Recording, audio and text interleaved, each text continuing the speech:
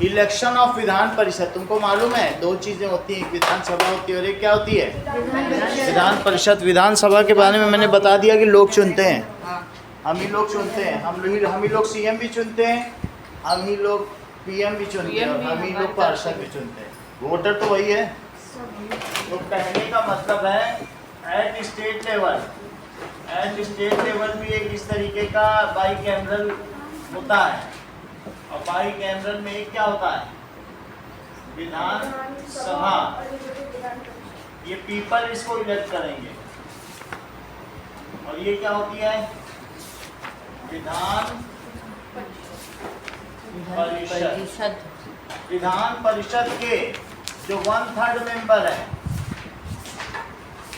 देख लो 1/3 मेंबर को ये वाले इलेक्ट करते हैं, दैट इज लेजिस्लेटिव असेंबली। कौन इलेक्ट करता है रिद्धिमा? 1/3 मेंबर कौन इलेक्ट करता है? That is MLAs। इसके मेंबर्स का क्या नाम होता है बोलो? Members of legislative assembly, MLA। जबकि इसके मेंबर्स का नाम होता है इसको कहते हैं लेजिस्लेटिव काउंसिल। ये जो चीज होती है इस पूरे बिल्डिंग का नाम होता है विधान भवन। इसको संसद भवन और इसको क्या कहते हैं? इसका जो हेड होता है वो राज्यपाल होता है। राज्यपाल का हिंदी में नाम क्या होता है? गवर्नर। सही? इसको क्या कहेंगे? राज्यपाल। डिप्टी गवर्नर, उपराज्यपाल, इसको देखता है यहाँ कौन बैठेगा इस सीट पे, और इधर कौन बैठेगा? इधर जो बैठेगा वो कौन है? दैट इज उपराज्यपाल, डिप्टी गवर्नर। और जबकि इधर कौन बैठेगा? That is speaker. सही है? तो 1/3 मेंबर को MLA चुनेंगे, और 1/12 मेंबर को ये स्कूल के टीचर्स, राज्य सरकार। कौन चुनता है? राज्य सरकार के स्कूल टीचर्स। और बोलो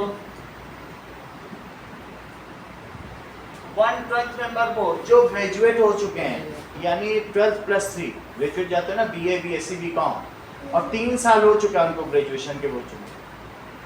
ये कौन चुनेगा बोलो? That is all graduates. ये तुम्हें सीखना नहीं, बस जानकारी के लिए बता रहा हूँ, कोई जरूरत नहीं जाने की, अगली क्लास की चीज़। तो ये क्या होगा बोलो? कौन चुनता है? और ये 12 उपराज्यपाल, डिप्टी गवर्नर।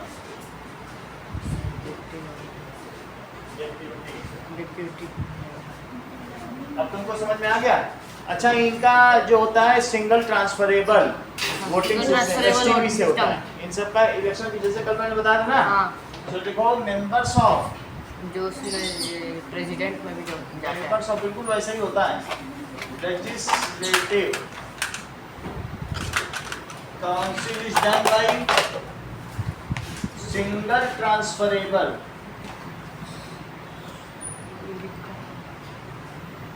Voting system. वो मैम आपको रिसीप्ट देंगे, जाते समय ले लेना अपने रिसीप्ट। Voting system. और किसी की ऐसा है जिसको फी जमा की और रिसीप्ट ना मिली हो? चित्रांश तुमको मिल गई है?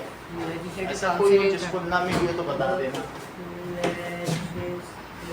और आप लोगों की तो जब फुल फी आ जाएगी तो रिसीप्ट दे दी जाएगी, ठीक है?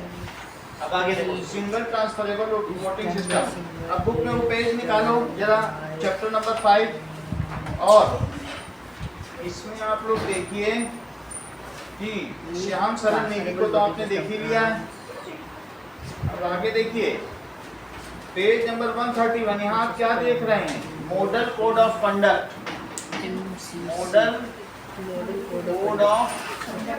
मॉडल कोड, इसे क्या कहते हैं? बिल्कुल मॉडल, अच्छी तरीके से काम करना है। कंडक्ट, पहले डायग्राम में आपने क्या देखा? दैट इज 131 पेज पे देखो, 130 पेज 131 में इसमें ये क्या कर रहा है, क्या ये सही है या गलत? गलत है सर। इन चारों डायग्राम में चित्रांश बताइए कौन सा डायग्राम सही है। सर ये थर्ड वाला। थर्ड वाले में वो ऑफिसर्स को बुलाए बैंक अफसर को रिपोर्ट कराओ। सर और कोई भी नहीं है, कोई भी पहले नहीं। वाले में गिफ्ट दे रहा है सर कोई भी नहीं है। तो ये गलत है। दूसरे वाले में अब्यूज कर रहा है दूसरी पार्टी को। सर कोई भी नहीं है। तीसरे में बैंक ऑफिशियल से बुला बुला के वो करा रहा है और चौथे में नोट की रिश्वत। गड्डी। रिश्वत दे तो रहा है। दीज आर इलीगल और ऐसे केस में आपका जो नॉमिनेशन फॉर्म है वो डिसमिस हो सकता है। तो model code of conduct ECI ने 1962 जनरल इलेक्शंस में केरला इसको प्रोमलगेट किया था और तब से अब तक चला आ रहा है। इसको स्ट्रिक्टली लागू करने वाले जो चीफ इलेक्शन कमिश्नर का नाम बताइए। TN session that is TN session. TN तो सेशन टीएन सेशन, ठीक है। स्ट्रिक्टली इन्होंने क्या किया, स्ट्रिक्टली इम्पोज्ड, इन्होंने इम्पोज कर दिया मॉडल कोड ऑफ कंडक्ट, ठीक है, ऑन कैंडिडेट्स। किसके ऊपर?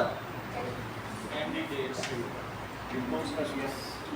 आगे देखिए, understanding elections of India, a very brief overview. तो कैसे इलेक्शंस होते हैं? Understanding elections in India. वैसे तो मैंने बहुत कुछ इसमें से बता दिया है। इलेक्शंस इन, नहीं मैं ये देख रहा हूँ बुक की कोई चीज़ ना छूट जाए ना। लेजिस्लेटिव असेंबली में 543 कंस्टिट्यूएंसीज ये सब बता दिया और इसके मेंबर्स का नाम देखो, बोल्ड लेटर में क्या लिखा है, मेंबर्स ऑफ पार्लियामेंट। और बोलो जो स्टेट होते हैं, स्टेट में विधानसभा के मेंबर्स का नाम बताइए, बोलो। उसी में देख के बताओ, बोल्ड लेटर्स में लिखा है मेंबर्स ऑफ लेजिस्लेटिव असेंबली होता है कि नहीं, जो मतलब देश की कहाँ पर होती है वो लोग, कैपिटल में, राजधानी में। विधानसभा यहाँ की जो विधान भवन है वो जयपुर में है, मालूम है। यूपी का है तो लखनऊ में होगा, कर्नाटक का है तो बेंगलोर में होगा। हर राज्य की राजधानी में विधान भवन होता है। और देश की राजधानी में क्या होता है? संसद भवन। दिल्ली में हाई कोर्ट होता है सेकंड बेस्ट सिटी में, जोधपुर में। जो राजस्थान का सेकंड बेस्ट सिटी कौन सा है? जोधपुर। जयपुर। राजधानी में विधान भवन और सेकंड बेस्ट सिटी में हाई कोर्ट। अगर सब चीज़ एक ही जगह कर दोगी तो भीड़ इतनी बढ़ जाएगी कि वो शहर रहने लायक नहीं बचेगा, क्योंकि पूरे राज्य के लोग वहाँ आएंगे चुनाव, वो केस लड़ने, तो क्या जगह बचेगी उस राजधानी में रहने वालों के लिए? तो इसलिए यूपी में लखनऊ में विधान भवन और सेकंड बेस्ट है इलाहाबाद में हाई कोर्ट। अब तुम्हें समझ में आ गई बात? ठीक है ना, सब कुछ राजधानी में नहीं रखा जा सकता, ठीक है। अगला देखो, दैट इज, और ये किस सिस्टम से होता है? First past the post. That is ये फर्स्ट पास्ट द पोस्ट है। और जब ये किससे होते हैं? एसटीवी, मैंने सब बता दिया है, ठीक है ना। Transferable voting. That is STV. अब देखो अगले के पेज पे क्या लिखा है कि गुरमत को 12 वोट मिले। चेक कर लो। हाँ यहाँ है तो सर ये बताया मैं फर्स्ट पार्ट का पोस्ट। इसकी मतलब जिसको ज्यादा मिला। कोलिजन गवर्नमेंट क्या होती है? Collision government, If one party does not get more than 50% seats, जैसे राजस्थान की बात करो तो यहाँ राजस्थान में कितने सीट्स हैं विधान भवन में? कितनी? 20। नहीं वो तो 20 वहाँ के लिए, राज्यसभा के लिए, और ये विधान इसके लिए सभा के लिए 200 सीट्स हैं। तो यहाँ जो 101 सीट जो जीत जाएगा उसी की पार्टी का लीडर ही मुख्यमंत्री बनेगा। तो जैसे मैं भजन लाल की बात कर रहा हूँ, वो 110 जीत गए। कितने जीत गए? 110। वो बीजेपी के हैं, कांग्रेस इतने नहीं जीत पाई, अब वो 110 जीत गए। तो बोलो हाफ तो तुम्हें जीतना ही पड़ेगा, सही है। अब नहीं अगर जीत पाते हो तो 2-3 पार्टी मिल करके कि भाई हम लोग साथ में कहते हैं, उस चीज़ को कहते हैं कोलिजन गवर्नमेंट। कैसी गवर्नमेंट? गठबंधन सरकार। Collision. If one party does not get full majority, उसको क्या कहते हैं? फुल मेजॉरिटी तो है, लेकिन क्या उसकी फुल मेजॉरिटी है? फुल मेजॉरिटी बोलो, बहुमत का क्या मतलब है? मोर देन, जैसे मैंने कहा राजस्थान में कितनी सीट है इसकी बोलो? 200 यहाँ के लिए हैं, सही है। जितनी ये होंगी उसकी 1/3 यहाँ होंगी। वैसे भी तुम देख लो 543 वहाँ तो 245 है, कुछ कमी तो है, सही कि नहीं? हमेशा जो अपर हाउस है उसमें 1/3 सीट्स होंगी, सही। अच्छा ये बताओ कितनी होनी चाहिए? More than 50% seats. अगर ऐसी में बात करूं तो 101 सीट चाहिए होगी जो यहाँ मुख्यमंत्री बनना चाहता है। However, if single party does not get the full majority, then 2-3 parties combinedly set a common minimum program कि भाई हम इस पे काम करेंगे। सर जब वो साथ पे काम करने लगता था तो वो सभी की आइडियोलॉजी नहीं चल पाएगी, क्योंकि 2-3 पार्टी हैं उनकी मेन आइडियोलॉजी एक साथ काम करती है। उनका पिछली बार हुआ था ना, सब कंबाइन होके जीती थी। कंबाइन पिछली बार बीजेपी जीती थी ना, हैं? बीजेपी जीती थी ना। तमिलनाडु ऐसा कई जगहों पे तो होता है। पहले तो यहाँ अशोक गहलोत की सरकार थी पिछली बार, अब इस बार इनकी आ गई। सेंटर में तो यूपीए की जो गवर्नमेंट थी इस बार भी कोलिजन चल रही, पूरा मोदी को थोड़ी बहुमत मिला है। बहुत सारे जेडीयू जैसे नीतीश कुमार की पार्टी आ गई, चंद्रबाबू नायडू, 3 पार्टी मिलकर चला रही। बिहार में भी कोलिजन गवर्नमेंट, बिहार में जेडीयू और बीजेपी का है, सही है। तो बहुत जगह ऐसा होता है, सिंगल पार्टी नहीं जीत पाती। मोर देन 50% सीट्स, तो क्या होगा बताओ? देन 2 और 3 पार्टीज क्या करती हैं? Combinedly। पार्टी लड़ाई होती तो अरे फिर इसी वजह से तो मध्यावधि चुनाव होते हैं, मिड टर्म इलेक्शंस, तो कहते हैं हम खींच ले रहे हैं। More parties working together. हाँ, कंबाइनली क्या करेंगी? ठीक है, फॉर्म गवर्नमेंट, वो क्या करेंगी? ठीक है, it is called Coalition. That is collision government. Spelling देखो, It is called collision government. coalition. Coalition. Wait. Collision government को सही क्या कहोगी? गठबंधन, गठबंधन सरकार।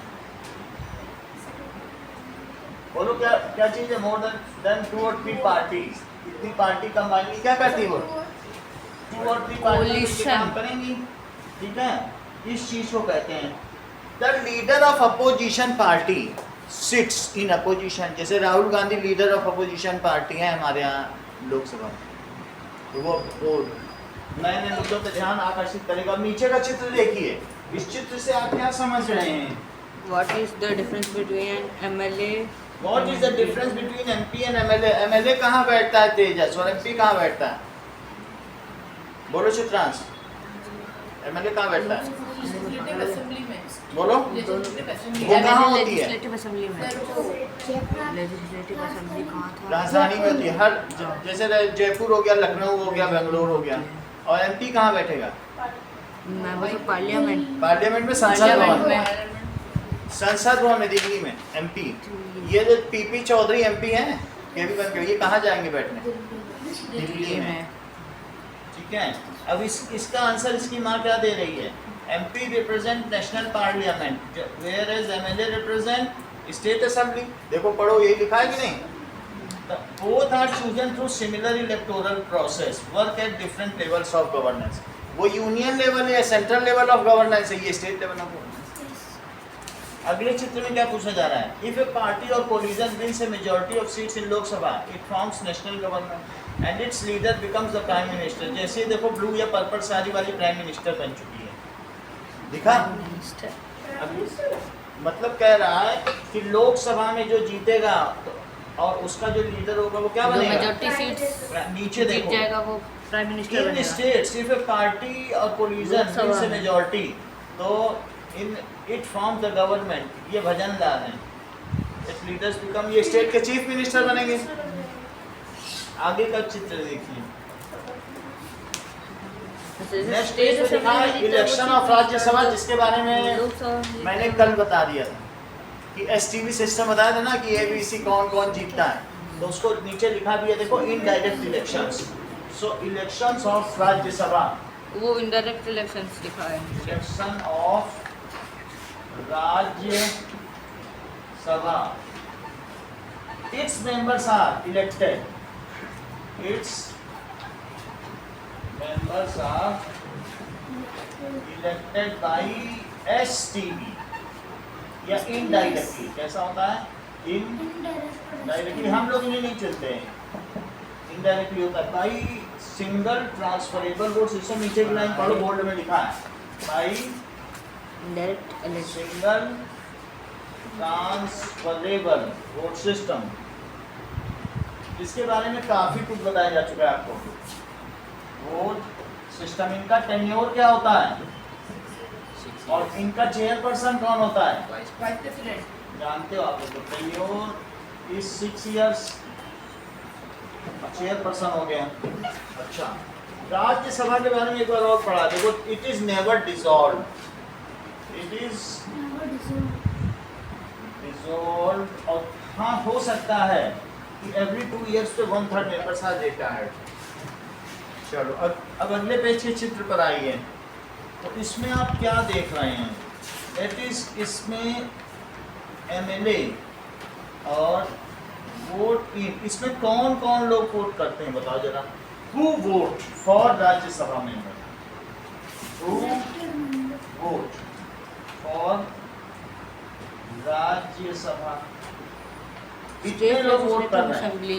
एमएलए तो कर ही रहे हैं, एमएलए तुम यहाँ देख लो, यही लोग करें, एमएलए करें। और president of India nominates 12 12 president of India और that is vote in indirect election, nominates 12। President of India 12 members को करता है। जैसे इसमें भी तो था, 12 मेंबर्स को डिप्टी गवर्नर उपराज्यपाल करता है। एक ही जैसा प्रोसीजर है, प्रोसीजर बदला नहीं है। अच्छा, ये क्या करते हैं? ये 233 मेंबर सिलेक्ट करेंगे। अब वो 12 में जरा सोचो, ये कितनों को इलेक्ट करेंगे? 233 मतलब राज्यसभा में सेलेक्ट करते हैं। 233 तो एमएलए से कर रहे हैं। 245 में से 233 12 प्रेसिडेंट करेगा। हाँ, अब पूरे भारत की जितनी भी एमएलए हो 233 करेंगे, जिसमें से 20 करेंगे कौन? 20 करेंगे राजस्थान वाले, लेकिन एक साथ 20 नहीं करेंगे, हर 2 साल में 8-8 या 6-6, तभी तो 20 होंगे। सर एमएलसी को कौन चुनता हैं? है? एमएलसी को ये यही है एमएलसी। अरे तो सर इनको चुनता कौन? इनको, इनके 1/3 मेंबर 33% को एमएलए चुनेंगे, 1/12 को स्कूल टीचर स्टेट के, 1/12 को जो ग्रेजुएट स्टूडेंट्स हैं, और 12 को डिप्टी गवर्नर। ये सब तो बता दिया, सही।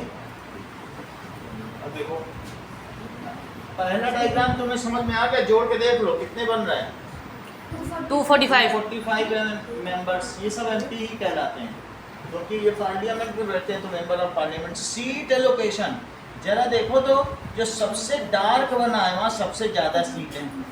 ये पॉपुलेशन डेंसिटी के हिसाब से सबसे हल्की पॉपुलेशन डेंसिटी किसकी है? देख लो, राजस्थान की सबसे हल्का हरा रंग है, राजस्थान की लग रही है ना। और सबसे डार्क रंग क्या आपको यूपी का लग रहा है, बिहार का लग रहा है, महाराष्ट्र या गुजरात, जहाँ जहाँ वहाँ के हिसाब से। तो इट इज स्ट्रीट एलोकेशन। ये जो नीचे 2 सर्कल बने एरोड, इससे तुम्हें क्या मतलब है? Rajya Sabha is a permanent body. 1/3 of members retire every 2 years ensuring continuity। देखो, it is a permanent body, it is permanent body. अच्छा, अगले में देखो, ये क्या दिखाया जा रहा है? एक व्यक्ति एक हाथ में 4 कैंडिडेट के नाम लिखे हैं। लिखा है देखो, candidate A, candidate be, candidate C, candidate D और कैंडिडेट डी। इसने कहा नंबर 1 पर इसकी चॉइस है कैंडिडेट सी, कहता वो बनना चाहिए। सही है, आपको सिर्फ 1 2 3 4 ही लिखना है, नाम नहीं लिखना होता। 1 हम चाहते हैं सी को, अब अगर वो न चुना जाए तो फिर 2 पे वो किसे चाहता है? बी को। 3 पे किसे चाहता है? डी को। और 4 ये तीनों नहीं, वैसे 3 ही चुने जाने हैं। मान लो 4 लोग हैं, 3 सीट है, तो एक को तो डिस्कार्ड हो जाएगा।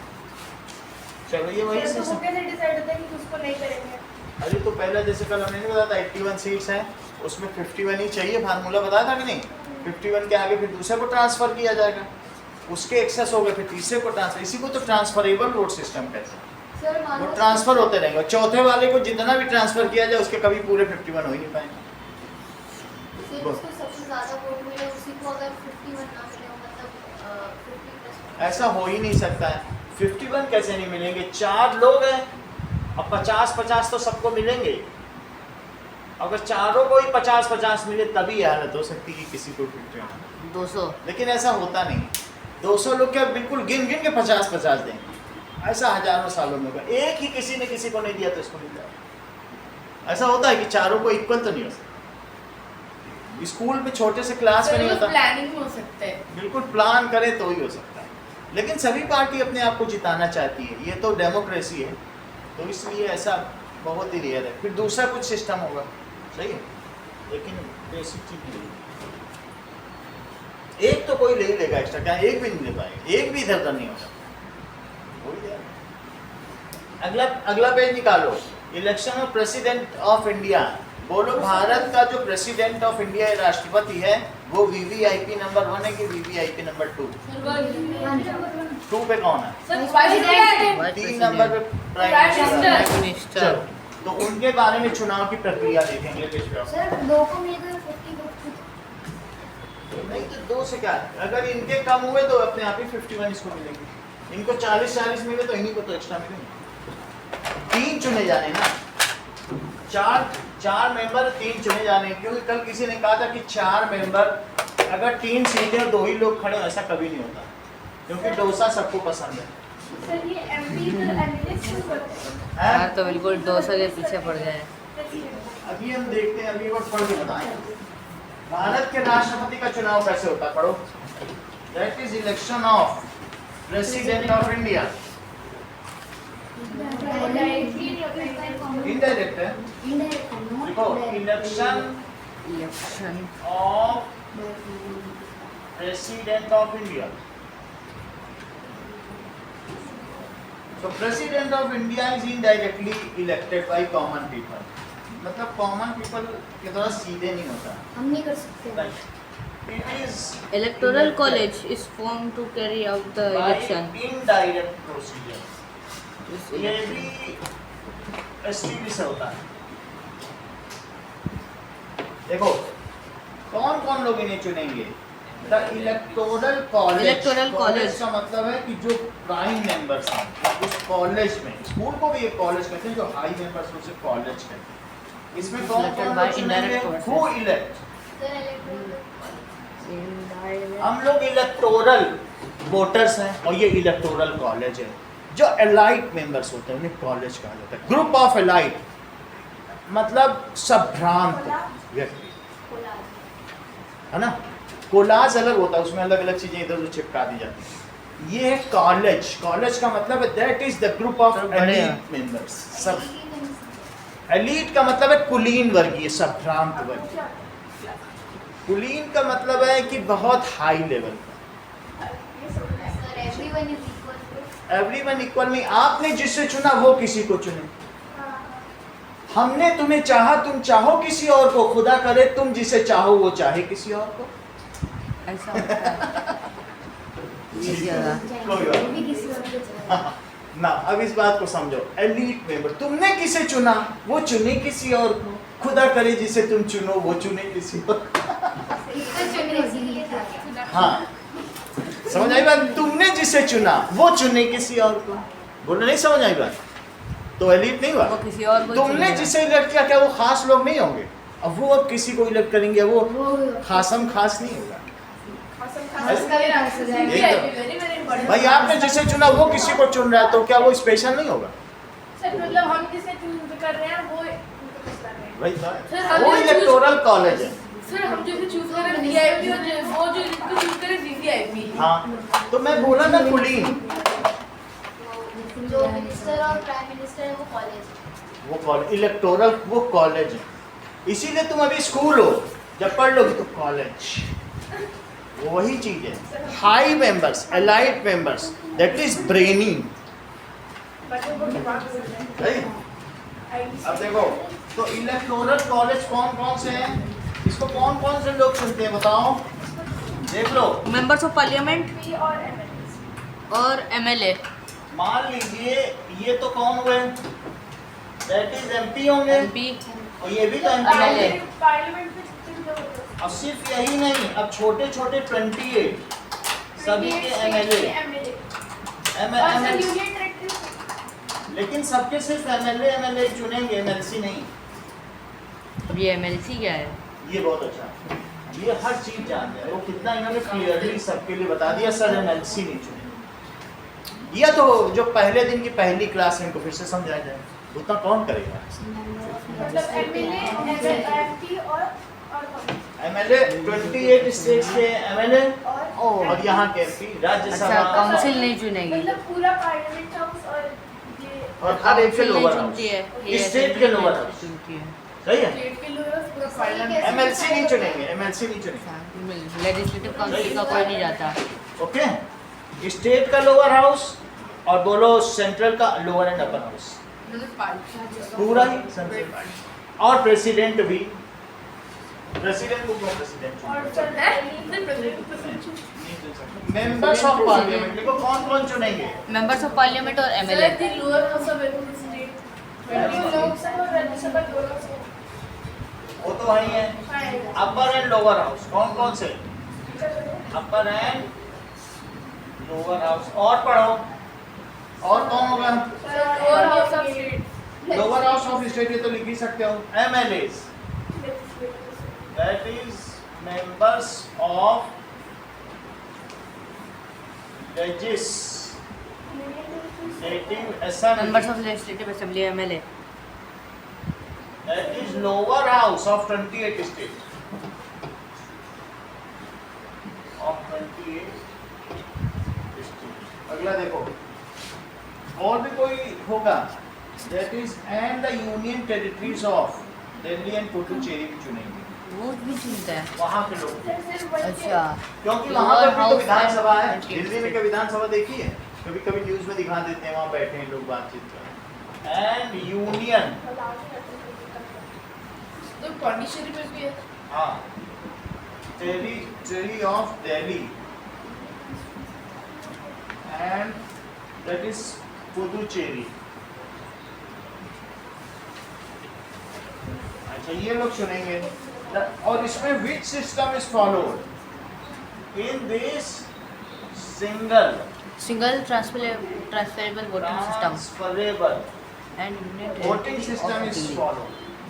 नोट करते जाइए। तो vote system is followed। The following group of people, बात नहीं करो, not involved in electing the president of India। कौन लोग नहीं चुनते? Single transferable. जिन 12 लोगों को राष्ट्रपति ने चुना है वो लोग राष्ट्रपति को नहीं चुनते, क्योंकि क्यों चुनेंगे?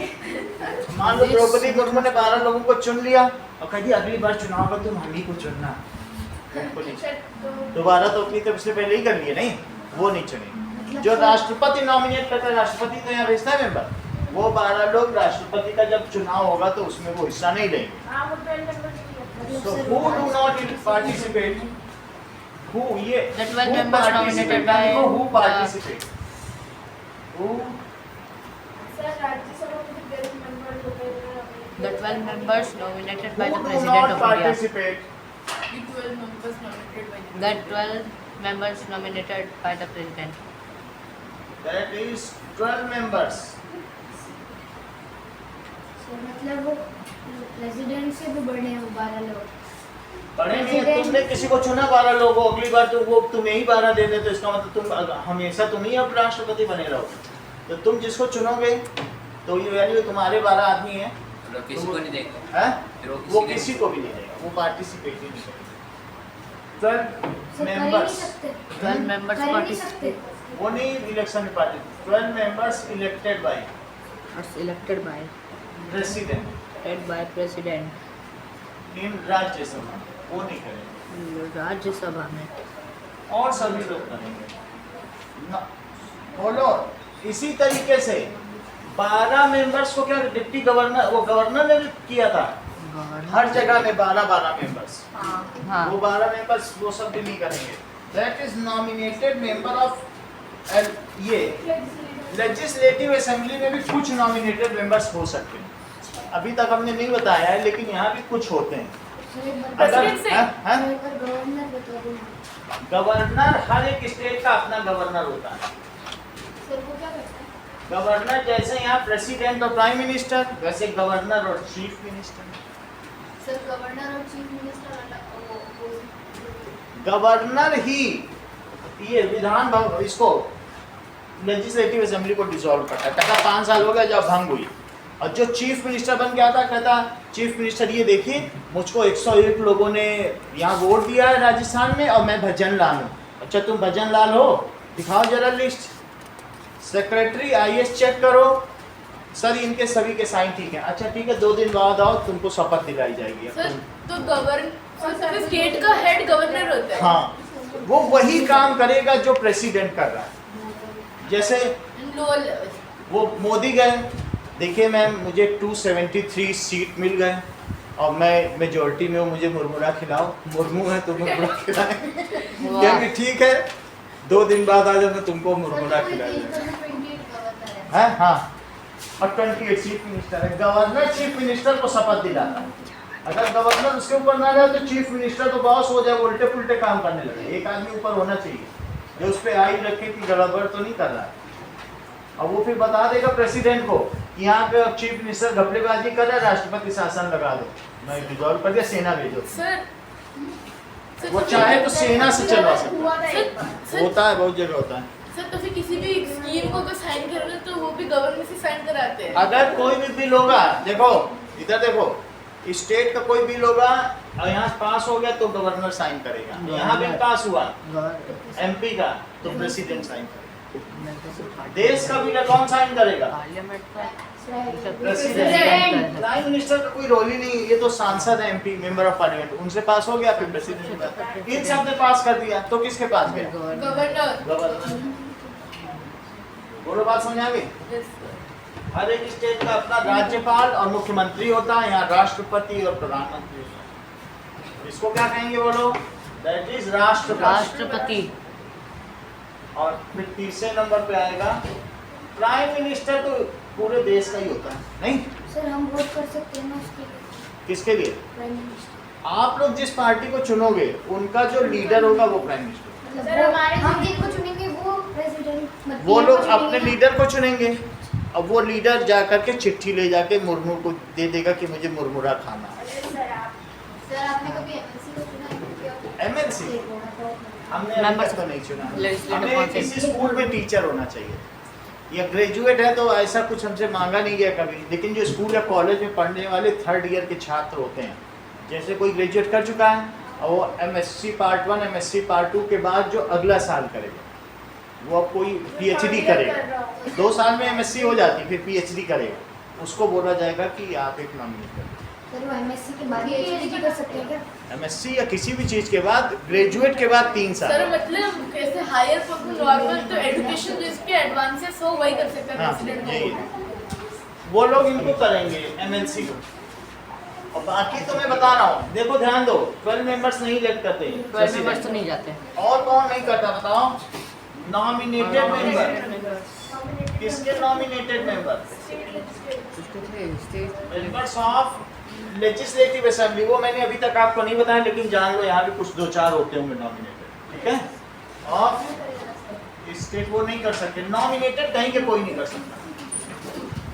नॉमिनेटेड सर जो पीएचडी कर लेते हैं फिर वो डॉक्टर होते हैं। नॉमिनेटेड मेंबर्स ऑफ अच्छा, मेंबर्स ऑफ लेजिस्लेटिव काउंसिल कई ऐसे भी होते हैं। क्या एमएलसी कर सकते हैं? कोई एमएलसी नहीं कर सकते। एमएलसी इसमें पार्टिसिपेट नहीं करते। एमएलसी कौन नहीं करता?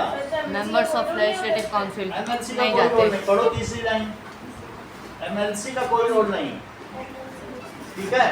That is members of legislative council नहीं लेजिस्लेटिव चुनेंगे। काउंसिल नहीं जाती है। मेंबर्स जिसको जनता ने चुना है वही चुनेगा, इतनी बात तुम समझ लो। राष्ट्रपति भी उसी के द्वारा चुना जाएगा, जिसको तुमने चुना वही चुनेगा।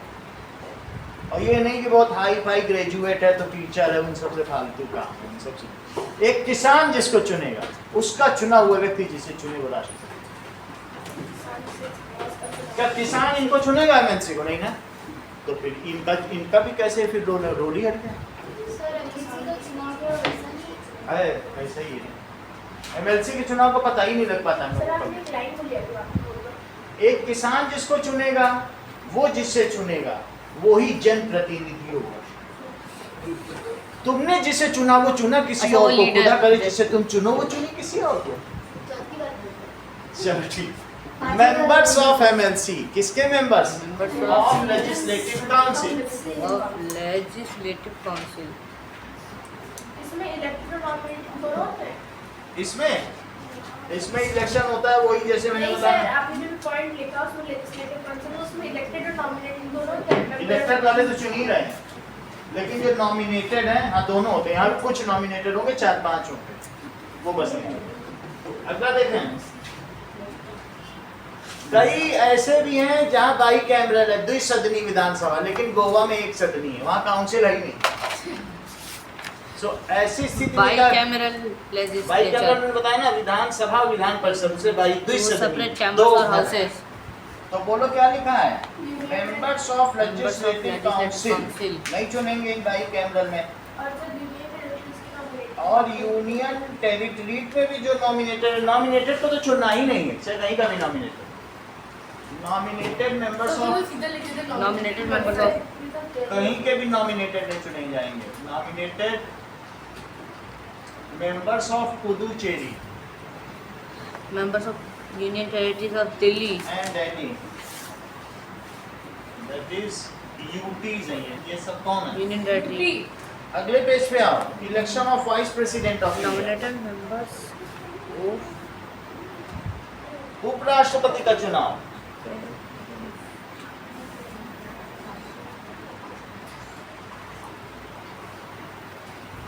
That is vice president, both house elected by electoral college, ये भी कॉलेज के द्वारा चुना जाएगा। ये भी electoral college. Yes, vice president के लिखवा दें सर। हाँ, इलेक्टेड उपराष्ट्रपति। पहले जगदीप धनखड़ थे, अभी कौन है? राधा कृष्ण है। CP Radhakrishna. Sir parliament It is elected by electoral college.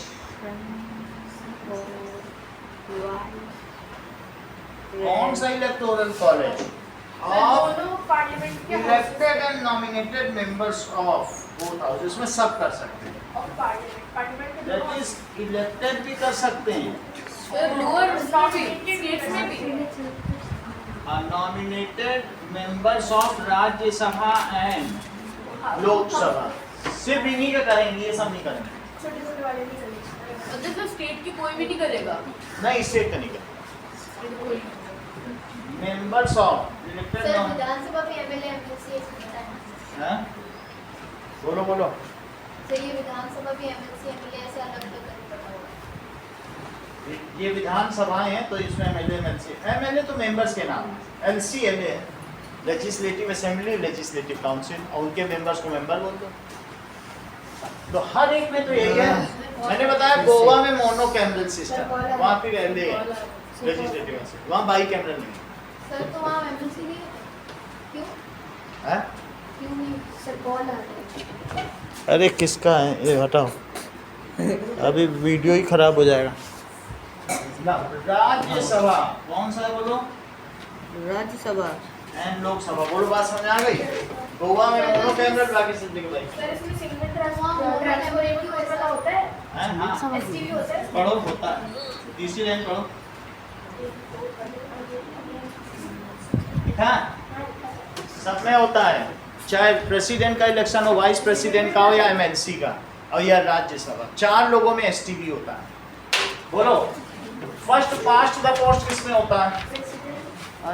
President past the post, ये चुना होता है लोकसभा। और कहां पर होता है? और सर विधानसभा। विधानसभा का नाम जानते हो क्या होता है? लेजिस्लेटिव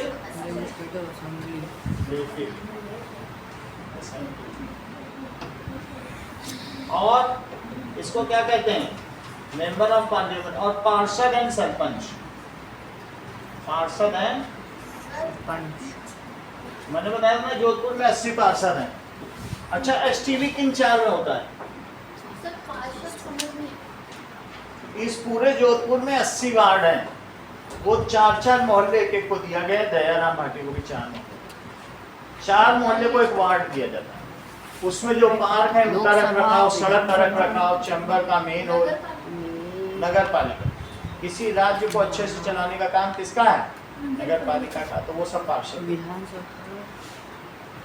इसी जोधपुर से 80 पार्षद, 5 एमएलए और 1 एमपी। तो 5 एमएलए वो जयपुर जाएंगे, जो 80 पार्षद है वो सोचती गेट के पीछे त्रिपोलिया वाले भवन में बैठे, और जो एक वो दिल्ली चला जाएगा, वो गजेंद्र सिंह शेखावत है। यहीं का सरदारपुरा का जो था गहलोत, वो कई बार चीफ मिनिस्टर पार्षद एंड पूरे राजस्थान। और यहीं के झालामंड, थोड़ी दूर झालामंड है, वो वसुंधरा राजे सिंधिया है, वो भी मुख्यमंत्री है। मतलब जोधपुर के ही लोग मुख्यमंत्री बन रहे हैं। सर एमएलए जो है वो कॉन्स्टिट्यूएंसी से आता है या फिर एमपी? कंस्टिट्यूएंसी एक ही है, लेकिन कभी कभी यही कंस्टिट्यूएंसी जो है सेंट्रल इलेक्शन करती है, और इसी कंस्टिट्यूएंसी के 5 हिस्से कर दो। कंस्टिट्यूएंसी का मतलब है चुनाव क्षेत्र। तो जब विधानसभा के चुनाव होंगे तो इसको 5 हिस्से में बांट दिया जाएगा, और जब लोकल इलेक्शन होंगे तो 80 हिस्से में। तो फिर ये 80 कंस्टिट्यूएंसी हो जाएगी। उस समय हमारी कंस्टिट्यूएंसी इतनी रहेगी, ये 4 मोहल्ले। और जब फिर वो हो जाएगा तो पूरा रतनाडा हमारी कंस्टिट्यूएंसी हो जाएगी। जब एमएलए का इलेक्शन होगा, रतनाडा बहुत बड़ा, और जब किसकी होगी, केंद्र की, तो पूरा जोधपुर एक कंस्टिट्यूएंसी होगी। तो जिस चुनाव क्षेत्र से एक उम्मीदवार चुना जाए उसको एक कंस्टिट्यूएंसी कहते हैं। तो ये तुम्हें देखना पड़ेगा, क्या ये लोकल इलेक्शन है, असेंबली इलेक्शन है, या जनरल इलेक्शन है। ठीक है, क्या ये निकाय चुनाव है, या फिर विधान सभा चुनाव है, या फिर आम चुनाव। राजस्थान का एक एमपी किस कॉन्स्टिट्यूएंसी से है? राजस्थान का, राजस्थान से एक थोड़ी ना जाएगा, हर एक शहर से एक एमपी जाए। जोधपुर से भी एक जाएगा, वो गजेंद्र सिंह शेखावत है, जयपुर से भी एक जाएगा। इस तरीके से 20 सीटें, 20 एमपी जाते हैं पूरे राजस्थान से, और 20 विधान परिषद में भी 20 जाते हैं, विधानसभा में भी 20 जाते हैं। सही है, हर एक जितने शहर उतने एमपी। नहीं तो वो उस शहर के लिए हवाई जहाज कैसे मांगेगा? वो बीच बीच में खड़ा होगा, सर जोधपुर को जहाज, अरे चुप बैठो, तो जहाज कहेगा, बैठो चुप। सर एक ट्रेन, हाँ मिलेगी। एक बस सर, बैठते हो कि बुलाएं तुमको? अभी मार्शल को बुला के बाहर चुकवाते हैं। सही, तुम्हें पता चल गया एसटीवी में कौन कौन से 4 लोग चुने जाएंगे, बताओ? President, vice president, Rajya Sabha, legislative council, चारों याद रखना। कौन से? देख लो, मैंने दोनों लिखा दिए हैं, ये टेबल बना लो। कौन कौन से एसटीवी से चुने जाएंगे और कौन फर्स्ट पास द पोस्ट से। सर वो 12 जो लोग चूज करेगा, वो नॉमिनेट करेगा प्रेसिडेंट, वो मतलब किसी फील्ड पहले प्रेसिडेंट, वाइस प्रेसिडेंट। हाँ, किस कोई अपने हिसाब से कर लेगा, जो अच्छे जो लोग होंगे, जैसे रेखा, सचिन तेंदुलकर, ऐसे कर लेंगे। यही तो किए थे। एसटीवी में कौन सा? एसटीवी में कौन आएगा, बोलो? President, vice president, vice president. और कौन जाती? सर वो विधानसभा। 12 लोग क्या करते हैं? अरे यार, वो भी सब वहाँ विचार विमर्श करते हैं, अपने अपने फील्ड के बड़े महारथी होते हैं। और राज्यसभा मेंबर्स, सर वो तो शायद सचिन तेंदुलकर की वाइफ है ना, हाँ तो सर फील्ड अच्छे से आती होगी। हाँ, और एक है लेजिस्लेटिव काउंसिल। लेजिस्लेटिव काउंसिल भी। ये चारों लोग सही है। अब देखो, ये भी जाती है। Challenges and the road ahead. Challenges in the road ahead। हाँ, चैलेंजेस का क्या मतलब होता है? And the road ahead. challenges and the road ahead था।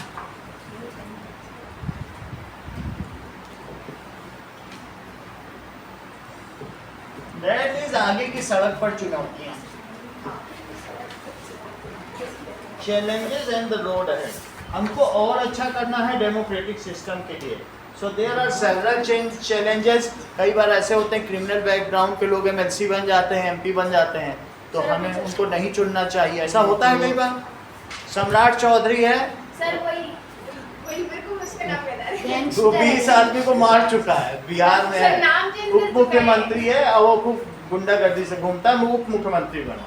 तो क्या ऐसे लोगों को होना चाहिए? सर मैंने नाम चेंज कर रखे 3-4 बार, कभी वो जेल चले। तो ये सब चैलेंजेस हैं। अब जरा देखो अगले पेज पे, नाउ क्वेश्चंस एंड आंसर्स पर आओ। आ गया क्वेश्चंस एंड एक्टिविटीज। सर करा दो। Questions and activities. अब इसके लिए फोन की जरूरत पड़ेगी। ओके। सर फर्स्ट सेकंड का आंसर है हमारे पास। है तो लाओ दे दो, मैं उसी से रिकंसाइल करा दूं। पूरा है। पूरा ही करा देते हैं, मेरे पास सरल भाषा में करा देंगे हम। पहले मैं क्वेश्चन नंबर 1 लिख लेता चलो। हूँ। कहाँ पे हो? What is difference between FP and MLA? तो तुमने वो आगे पीछे करके किया थी, एक साथ ही किया। Secret ballot. तो सीक्रेट बैलेट है, ये तो पहला डाला, पहला क्वेश्चन आंसर नहीं देखा। सर ये लो सर। चलो। सर ने ये करा है। पहले का आंसर है, पहले का तो नहीं, तो पहले का सर यही आएंगे, पहले आ ही नहीं रहा। क्यों? आ नहीं रहा। चलो मैं दिखा देता हूँ। सर आ नहीं रहा। सर आ नहीं रहा मतलब हाँ? अरे सर होमवर्क करना है सर। नहीं आ रहा? मन नहीं आ रहा सर। सर हमारे बोलना नहीं ऐसा कुछ। चलो, universal adult franchise is important. Why universal adult franchise is important in healthy democracy? देखो, universal sir sir second fourth fifth sixth और सेवेंथ इम्पोर्टेंट है सर। इज कॉस्ट भी important है। रहेंगे इम्पोर्टेंट से नहीं मतलब है, क्योंकि सर बुक में दे रहे आप हैं, टॉपर नहीं हो ना। हमको एक कोचिंग टॉपर के हिसाब से चलती है, आप एवरेज हो, एवरेज के हिसाब से चलेंगे, हमारी कोचिंग बैठ जाएगी। हमको देखना पड़ता है कि अगर ये बात टॉपर बोलता तो उसकी ग्रेविटी है, इससे नहीं। अच्छा सी बात। बोल देती हूँ। हमारा यहाँ कंपटीशन है। देखो पीसीएम और जायसवाल क्लासेस में यही कंपटीशन है, टॉपर कौन है। पीसीएम में किसी में भी यही हम लोग देखते हैं 10th में किसकी कोचिंग का टॉपर है, यहाँ का कि आकाश का। हमको लेना देना नहीं एवरेज बच्चों से, ये बात हर कोचिंग की है, उसी से उसकी रेपुटेशन बनती है। तो हमें इम्पोर्टेंस थोड़ी ना लेना देना होता है, सही है। तो बताइए why universal adult franchise is important in restoring democracy of a country. किसी देश की लोकतांत्रिक व्यवस्था को बनाने में सार्वभौमिक वयस्क मताधिकार का क्या महत्व है? इतना लंबा। सही है हाँ। ना। Universal adult franchise is important as in this case. इसमें क्या होगा? ऑल एडल्ट्स कितने above 18 years, Above 18 years. ठीक है, 18 years। नोट करो, बात करने में नोट करने में छूट जाएगा। Cast their vote Cast their vote. हाँ। And use their voting right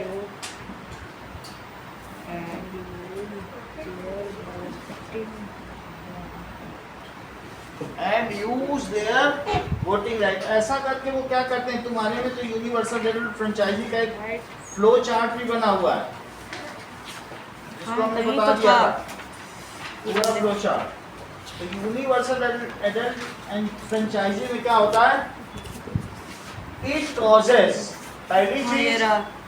it causes civic engagement, civic engagement of public लोग जानते हैं कि क्या हो रहा है। दूसरा क्या करता है बोलो? It shows that everyone is equal in democracy. It shows that everyone is equal in democracy. It strengthens democracy.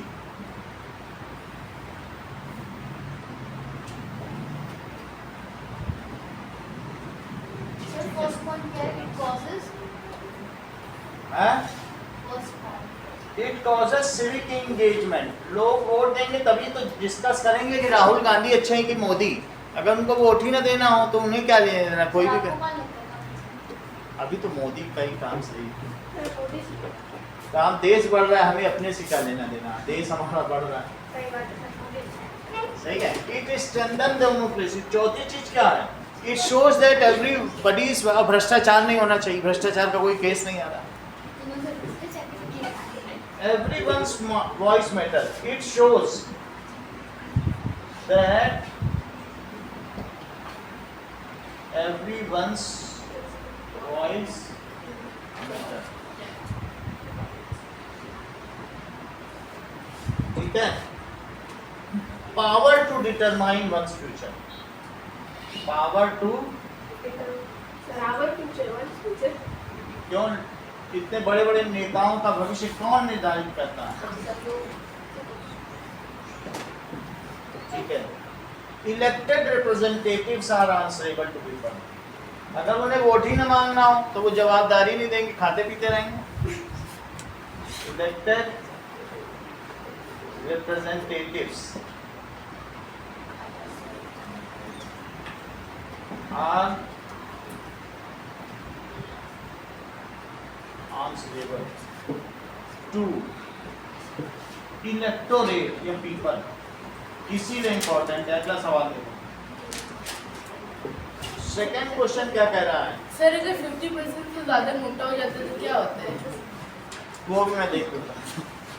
अगर मान लीजिए विनर से ज्यादा नोटा होता है तो क्या होता है, देखना ही पड़ेगा, हमें मालूम नहीं। What is meaning of secret ballot? Secret ballot, sir वो जो बैलेट दूसरे को पता नहीं होता हाँ, कि वो कौन बैलेट सा होता है बैलेट डब्बा, है, secret बैलेट। किसी को पता नहीं चलना चाहिए किसको वोट सीक्रेट दिया। बैलेट का मतलब है voting in private, so that Voting in no one private. Knows whom you voted for. It is important. अगर मान लो तुमने वोटिंग की, उसके चारों तरफ एक गत्ता ना लगाओ, एक कार्ड होता है ना, वही तो सीक्रेट बैलेट है, किसी को पता ही नहीं लग रहा कि तुम किसे वोट कर रहे हो। दैट इज सीक्रेट बैलेट का क्या मतलब है? सर ये वोटिंग प्रोसेस है, हाँ, तो Means जिसमें दूसरा नहीं पता कर पाएगा। सिर्फ तुम ही जानते हो तुमने किसको वोटिंग की है। सर दूसरे को पता चलिए तो voting in private so that no one knows, कोई जान ना सके whom you voted for, whom you voted for। इससे क्या होता है? That is, it protects voters' freedom। तुम गलत को दोगे और कोई तुम्हारे ऊपर प्रेशर है, कोई तुम्हें मारने वाला हो बाद में, तो तुम अपनी मर्जी दे पाओगे, और आराम से सीक्रेटली दोगे तो किसी को क्या पता सर चलेगा। हम बात कुछ और बोल रहे हैं, आपके वोट को कोई इन्फ्लुएंस नहीं करता। Yes, so it protects voters' freedom। voters' freedom होगा, ठीक है। No voter, in this case voter is not pressurized or threatened। हो पाएगा। In this method, जो वोटर है is not influenced, pressurized or threatened।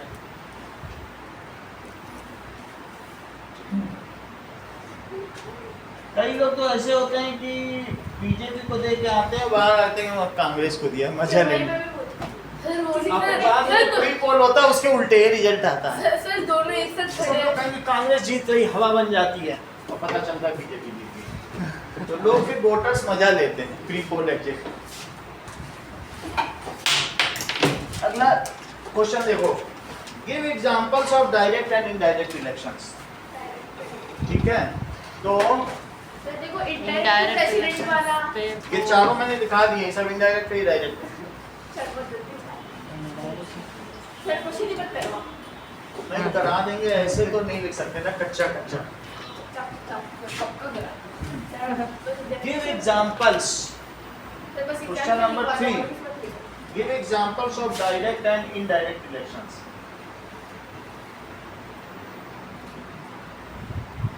Sir ये 21 था ना पहले 18 इयर्स का, फिर कम क्यों हुआ? राजीव गांधी ने बोला कि ये कर दें, युवा लोग फिर मुझे वोट देंगे।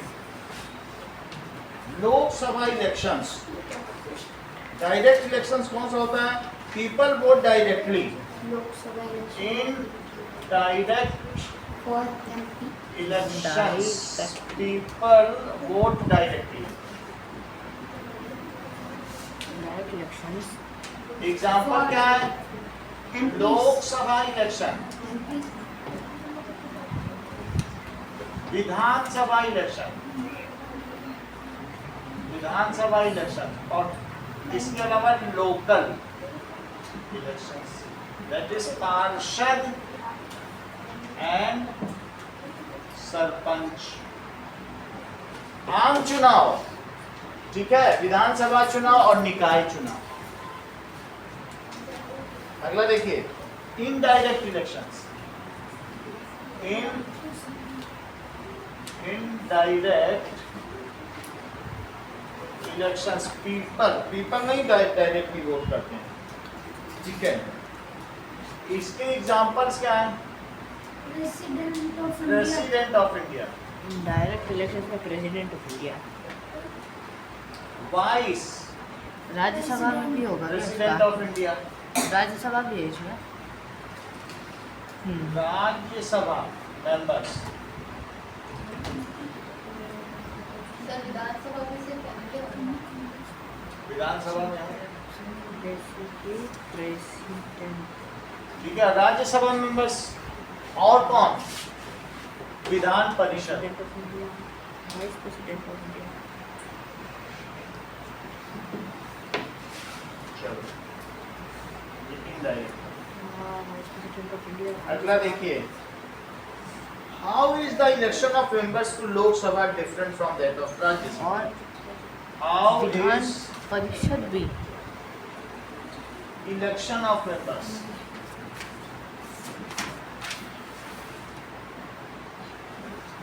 Of how is to Lok Sabha, मन में करो, टू लोकसभा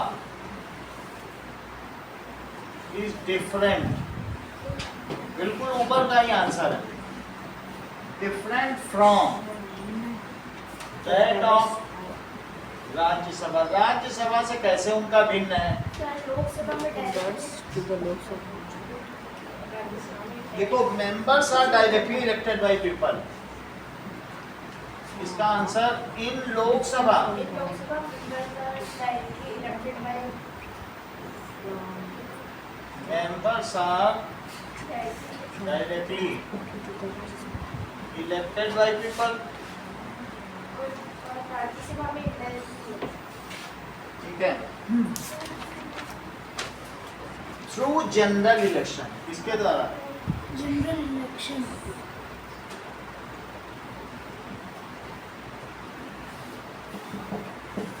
जबकि in Rajya Sabha indirect election members are indirectly elected by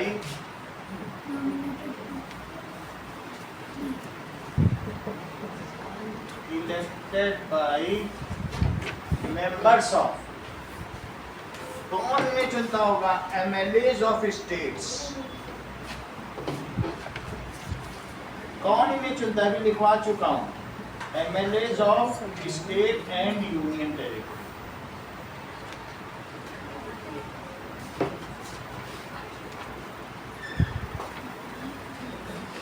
सही है ना, MLA तो चुनते हैं। Yes What in your view are the advantage of EVM over paper ballot? पहले पेपर में आप लोग मोहर लगा लगा के रखते थे, और फिर पेपर मोड़ पे डाल देते थे। एक बक्सा होता था, यस जैसे बक्से में पर्ची ना डाल दो, नोट नहीं डाले जाते थे तान पात में, उसी टाइप पे पर्ची में ठप्पा मारो, इस तरीके का ठप्पा होता था। आपने ठप्पा मार के अगर जल्दी मोड़ लिया तो 2 लोगों के नाम पे स्याही चिपक जाती, इसलिए सुखाते थे पहले। इंक ना हो कि जब पेपर मोड़ोगे तो इंक वहां भी आ जाएगी, तो इसलिए पहले सुखाते थे कि ये ना हो कि एक पे वोट दें और 2 पे पड़ जाए। इंक गीली होती ना, पेपर मोड़ोगे इसका इसमें भी कांग्रेस और बीजेपी दोनों में आ गया। पहले इनवैलिड हो जाएगा। फिर तो इनवैलिड, देखो इनवैलिड तो चाहता नहीं है, तो लोग सुखाते थे और जो औरतें होती थी वो साड़ी से ऐसे ऐसे करके सुखा लेती फिर उसके बाद स्टेट ठीक है। Union territory. अब जरा देखें, लेकिन क्वेश्चन पूछा जा रहा है भाई EM is superior over paper ballot, पूछा ही गया है। सर देखो इंडियन में किसी को पता नहीं। नहीं, उसमें नहीं पता। पेपर बैलेट में भी नहीं चलेगा। ईवीएम इज एडवांटेजियस ओवर, इससे पेड़ कटने से बच जाते हैं 20,000। हाँ रिसोर्सेज बचते हैं और फिर और उसे कई बार यूज किया जा सकता है। तुम वो बाल पर हर बार करती हो, बाल पे फोकस ज्यादा है तुम्हारा। बाल जो हमारी बॉडी का एक्सक्रीटरी सब्सटेंस है जो उगाता है, इसीलिए बाल बाल काटना पड़ता है। जो हमारी बॉडी का वेस्ट सब्सटेंस निकलता है ना, वही बाल है। ये बाल किसके बने होते हैं? केराटिन प्रोटीन के। It is the waste. अगर ये ना निकले तो हमें 10 तरीके की बीमारी हो जाए। क्या बात कर रहे हैं? देखो बताई दे इन्होंने कि ये सब यूट्यूब में देखो। ये जानकार व्यक्ति है। अगर तुम्हें महीन चीजों का जानकारी चाहिए, सब तेजस, ये आनंदित भी है और तेज भी है। नाम ही इनका तेजस और आनंद। सर तो जिसके जल्दी बाल निकल सर तो जिसके जल्दी बाल निकलते हैं मतलब कि बॉडी में ज्यादा वो ज्यादा हेल्दी है। ज्यादा बाल आ जा रहे हैं, आप काटते जाओ और निकलेंगे और सब फेंकते जाओ। और इसका वेस्ट सब्सटेंस पे अट्रैक्शन ज्यादा है। चलो अब आगे देखिए, वाई ईवीएम इज एडवांटेजियस। इसमें क्या होता है? That is faster counting of votes. क्या चीज होती है? फास्टर काउंटिंग भी होती है। काउंटिंग, तुरंत एक बटन दबाओ रिजल्ट दे देता है वोट्स। दूसरा saves paper, eco friendly, saves paper, saves paper. So eco friendly. तीसरी चीज, reduces chances of fake voters, क्योंकि उसमें तुरंत नहीं दबा सकते। 1 मिनट का टाइम है, ये नहीं कि बटन नहीं दबता सर। एक दबने के बाद 1 मिनट रुकना पड़ेगा। और अभी तो ऐसा आ गया, अगर तुमने वही फिंगर लगा दिया तो फिंगर को सेंस कर लेगा, उस उंगली से तुम दोबारा नहीं दबा सकते। हाँ वो भी आने लगा, बड़ी चीजें होने लगी। तो सेफ, ठीक है, eliminate chance of fake voters.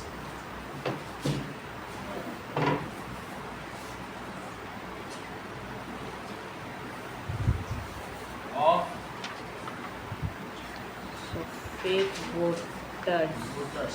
वो जो वहाँ पोलिंग अफसर है ना, वो उधर से बटन दबाएगा तब तुम्हारा उधर से बटन दबेगा। एक ही आदमी अगर 2 बार बटन दबाना चाहे नहीं दबेगा, उसके पास कोड है। वो दबाएगा तब तुम दबा पाओगे। ये नहीं कि चलो 2 बार दबा के चलो, 2 बार नहीं दबा पाओगे। एक बार दबा दिया फिर से वो कोड डालेगा, फिर दूसरा आएगा तब होगा। तुम कैसे कर पाओगे? अगला देखो, easy to use and carry. पहले होता था कि 100 बैलेट लेके हाथी पे जा रहे हैं, ट्रक पे, और यहाँ एक छोटी सी मशीन बगल में दवाई चल दी, अफसर बने मेरे। इसमें इतने सारे बॉक्स लेके जा रहे हैं। असम में तो हाथियों पे लेके जाना पड़ता था, हाँ और यहाँ स्कूटी पे ही लेके चल दी। ये तो फिर ज़्यादा ही सही है। पोर्टेबल भी है मतलब ये तो।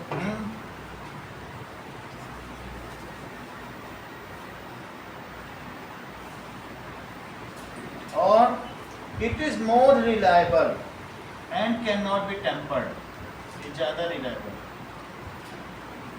और इससे छेड़छाड़ नहीं की जा सकती, टेम्पर नहीं किया जा सकता। अगर टेम्पर किया जाएगा तो पता चल जाता है। अगला देखो, voters turnout has been declining in some urban areas of India. शहर में आजकल, गांव में तो लोग ज्यादा वोट कर रहे हैं, और शहर वाले सोचते हैं कि एक दिन की छुट्टी मिली है, क्यों वोटिंग करने जाए, चलो मजे करो, आज सिनेमा चले। तो क्या उनका ये रवैया ठीक है? करना पड़ेगा। तो ऐसे केस में आप डेमोक्रेसी को वीक कर रहे हैं। सबको जाना पड़ेगा। बस तो सब कुछ होता, कहीं वो चले जाएंगे पार्क वार्क में। वैसे तो सिनेमा भी बंद होता है, सब बंद होता है। तो वोटर्स टर्नआउट। अब 6th क्वेश्चन देखो। Now that is urban areas people, that is voter turns out, voters और दिस ट्रेंड, इसको ट्रेंड क्यों बोला? एक अर्बन होता है, एक रूरल, ये तुम लोग जानते हो। हाँ यस एरिया इज डेक्लाइनिंग, कम हो रहा है। ठीक है, डे बाय डे। ऐसा क्यों है? Day by day due to busy life style, due to पहली चीज बिजी। गांव के लोग तो खाली बैठे रहते हैं कि चलो मजे करके आते हैं, आओ वोट डालें, और वहां आधे घंटे खड़े रहेंगे ना। और लैक ऑफ इंटरेस्ट, सर इसी का ही है हाँ। अर्बन में इंटरेस्ट, लोगों का इंटरेस्ट ही नहीं है। They think that one vote can not change the verdict, the result. वो सोचते हैं हमारे एक वोट से क्या हो और जाएगा। सबकी एक वोट है, कोई और एक किसी वोट की किसी और को मिल गया तो फिर वही जीत जाएगा, खत्म। They think दूसरा that time one vote does not matter.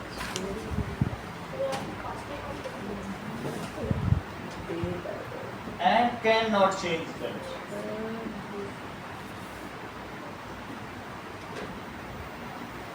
और चौथी चीज है lack of awareness. Sir voting का एडवर्टाइजमेंट सर न्यूज़ चैनल में तो वही चलता रहता है पूरे दिन हाँ। वोटिंग के टाइम। फिर ऐसे और कुछ भी नहीं था, इसको सबसे बड़ा करके दिखाया जाता है। एक ही दिन और सम आर माइग्रेटरी इशू। पांचवा क्या है? बहुत सारे लोग हैं कि यहाँ से वहाँ शहर से चले गए, जयपुर से जोधपुर, जोधपुर से यहाँ घूम गए, तो उन्हें सोचते हैं अब उनकी वोटर लिस्ट अपडेट नहीं हुई, कहीं कुछ नहीं हुआ। शहर में तो लोग आते जाते रहते हैं ना, तो उसको कहते हैं माइग्रेटरी इशू, माइग्रेशन इशू, स्थानांतरण।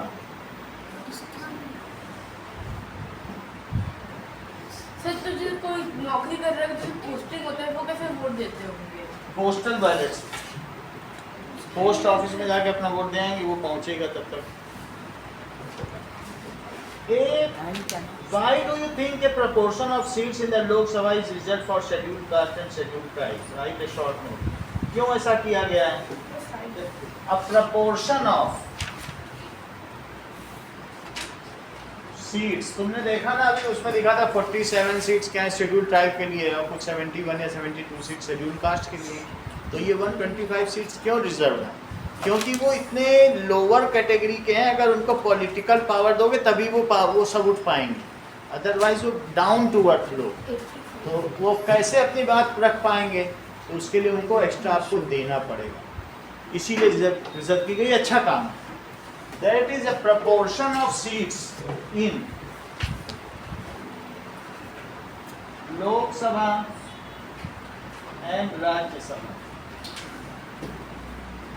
are, ठीक है, लोक सभा की है, is reserved for scheduled caste, is reserved for, that is SC ST and ST। ऐसा क्यों किया गया है? ठीक है, to ensure their fair representation. Sir sixth वाले में ये भी बताना है कि मतलब पीपल को इनकरेज कैसे करें वो। अच्छा, ये भी बताना है, तो पहले उसी को पूरा करो। अच्छा वो लिखा देखो उस चीज को, हाउ टू इनकरेज स्टेप्स, इससे क्या हो गया? अवेयरनेस कैंपेन,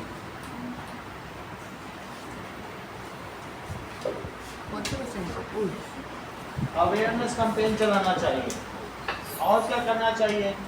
स्टेप्स भी है इसमें। मोर पूलिंग बूथ्स, मोर पूलिंग बूथ होने चाहिए।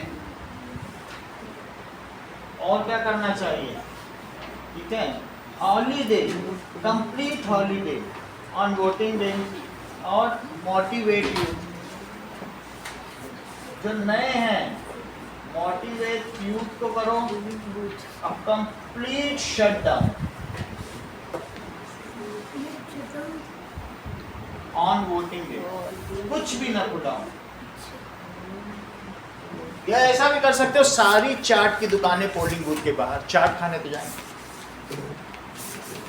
2 गोलगप्पे फ्री सरकार की तरफ से, वोटिंग के बाद वहां से टिकट लो, कार्ड लो, यहाँ गोलगप्पे।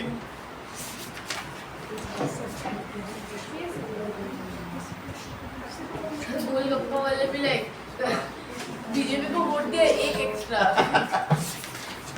कांग्रेस को दिया एक मिलेगी ही नहीं। वो कांग्रेस को दोगे तो बिना पानी का खिलाएगा। मतलब सिर्फ टूटी पूरी दे करके छोड़ देगा। और अगर बीजेपी को दोगे तो चाशनी भरकर। सोचो जरा। इतना मीठा। मैंने एक बड़ी अजीब चीज देखी थी। एक आदमी पूरी मिर्ची अगला देखें। खिला रहा है। अजीब। क्वेश्चन नंबर 7 देखो। Why do you think a proportion of seats in Lok Sabha is reserved for scheduled caste? So a proportion of Lok Sabha seats is reserved किसके लिए? For scheduled caste and scheduled tribe.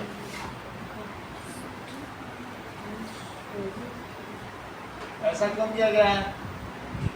To ensure their fair representation. क्योंकि वो लोग इतने down trodden है कि उनकी छाया पहले लोगों पे पड़ जाती तो लोग नहाने चले जाते। ऐसा सोचते हैं। Fair representation representation in political bodies.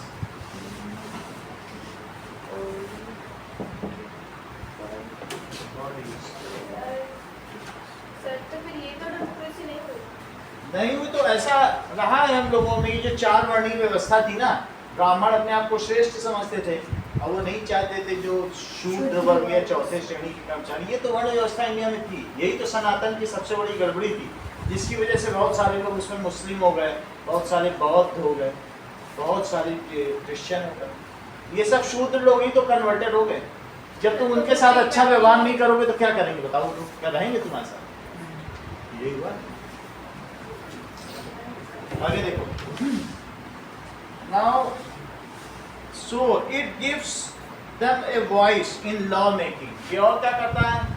It gives them a voice. Sir जब people ही follow नहीं करेंगे। बोलो, बताइए, थोड़ा सा बता दो। And promote equality in social justice. And और क्या करेगा? वो कानून के बनाने में मदद करेंगे। And promote social equality and justice. Promote यानी हम पिछड़ों को पीछे छोड़ के नहीं चल रहे। इससे क्या पता चलता है? Promote social equality and justice. Sir कोई आया है? हाँ? ये जस्ट होने वाली। तुम तो आ जाओ, थोड़ी सी बाकी करके चली जाना। आ जाओ ना। किसकी सिस्टर हो? मेरी है। यहीं बैठ जाओ ना। ये थोड़ी देर बैठ जाओ, ये भी पढ़ लेगा। ये बहुत देर से कह रहा है मेरी बहन नहीं आई। अरे सर क्यों आप उसको? बोलो क्या काम है? काम बताओ। यहाँ क्यों आ गए?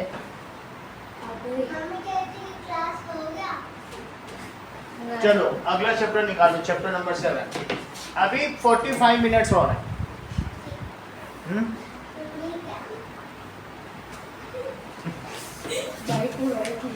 चलो अगले चैप्टर नंबर 7 निकालो। चैप्टर 7। इतना 14 होगी कि चैप्टर। तो चैप्टर 6 का क्या होगा? हाँ? ये चैप्टर 6 का पार्लियामेंट्री। नहीं आ रहा है। हाँ, factor of production. Factors of production निकालें। फैक्टर्स ऑफ प्रोडक्शन था। Check sir. क्या चीज? यानी उत्पादन के कारक। हाँ, उत्पादन के कारक। उत्पादन के क्या क्या मतलब कारक? उत्पादन होता है तो उत्पादन के कारक यानी जो चलिए। Factor. For a country, the largest contribution to growth and productivity will probably come about more efficiently using land, labor, capital. Sir हाँ 150 क्या और बढ़ाई देता हूँ। हाँ सर वही बढ़ा दो 30 चलो कुल्फी जमनी शुरू। देखिए तो चद्दर लाना पड़ेगा। नहीं मैं सही कर नहीं सही है, सही। Now see, क्या so any country क्या कर सकता है? So that is whatever you use like clothes, shoes, cycles, Wool जो भी हम bag. यूज करते हैं books. So these even whatever you use, जैसे ये सर्विसेज हैं, हाँ बैंक सर्विसेज, पोस्टल सर्विसेज, कई सर्विसेज भी तो तुमको दी जाती हैं। हाँ तो these production या products and services are given by some group of peoples. ये सर्विसेज किसी के द्वारा तो तुमको दी जाती है ना, जब वो तुम्हें कहीं से business में मिलती लिखा है। हुआ है। तो these are the productions. Production. तो एक country can progress only if it gives more production and more services. कब एक कंट्री का विकास हो सकता है? जब वो बहुत ज्यादा चीजें प्रोड्यूस करे। प्रोड्यूस करे और ज्यादा इंडिया बहुत services ज्यादा, भी। इंडिया बहुत बड़ा सर्विस सेक्टर है। तुम कहीं भी दुनिया में फोन करोगे कि मेरा वर्ड फोन खराब है, तो फोन उठाने वाला इंडिया ही है। पूरी दुनिया सर्विस सेक्टर है, जितने कॉल सेंटर है ना, उसको इंडिया ने पूरा हाईजैक कर रखा सर अगर मान लो नहीं उठाए तो है। नहीं, जो उठा रहा है वो इंडियन है। समझ में आया?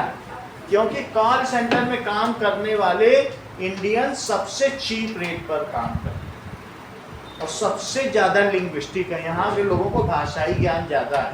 कई को थाईलैंड का भी है, किसी को 10-10 देशों की भाषा है, क्योंकि हमारा देश तो बहुभाषीय है ही है। वी आर मल्टी लिंग्विस्टिक, सही है कि नहीं? तो दैट्स वाई कॉल सेंटर में सबसे अच्छा फिर कौन बनता है? तो अब जरा देखिए, a country progress only, note करिए, a country progress only if it gives, ठीक है, प्रोडक्शन एंड सर्विसेज। ये क्या करता होगा? गिव्स प्रोडक्शन और दूसरा क्या करता होगा? सर्विसेज।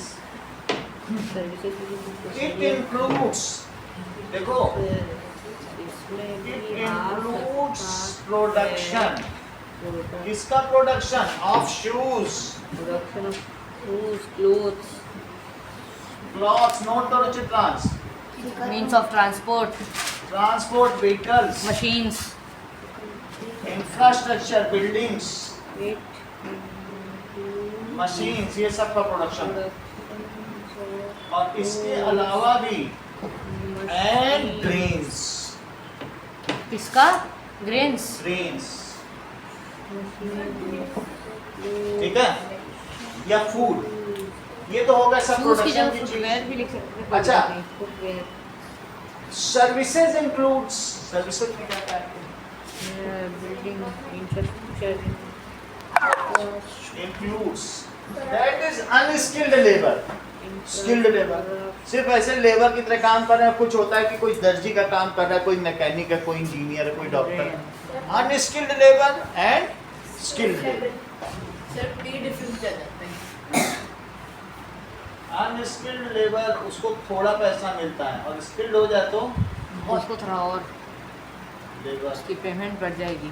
और इसके अलावा bank services, postal services, insurance services, medical services, bank services, postal, calls की भी सर्विसेज कॉल आएंगी क्या? Centre services, postal services, unskilled labour, और कौन सा चाहिए? Transport services. Sir call centre में क्या होता है? यही सब होता है कि हाँ आपको कब से खराब है, वर्लफुल मशीन, ठीक है, जब टेक्नीशियन। करते हैं बता दो। तो जब तुम फोन करते हो ना, कंप्लेन करते हो किसी कंपनी में, जब कोई चीज़ खरीदी हो, खराब हो गया, तो वो उठाते हैं और बोल देंगे ठीक है हम टेक्नीशियन भेज रहे हैं, फिर टेक्नीशियन को फोन कर देते हैं जाओ तुमसे बात करेंगे कुछ भी। इवन अमेजॉन में भी तुम उठाओगे तो वो इंडियन ही उठाएगा, फ्लिपकार्ट वाला भी इंडियन ही है। Yes So that is transport services. Bank भी तो और कौन सी होगी बोलो? पोस्टल, इंश्योरेंस,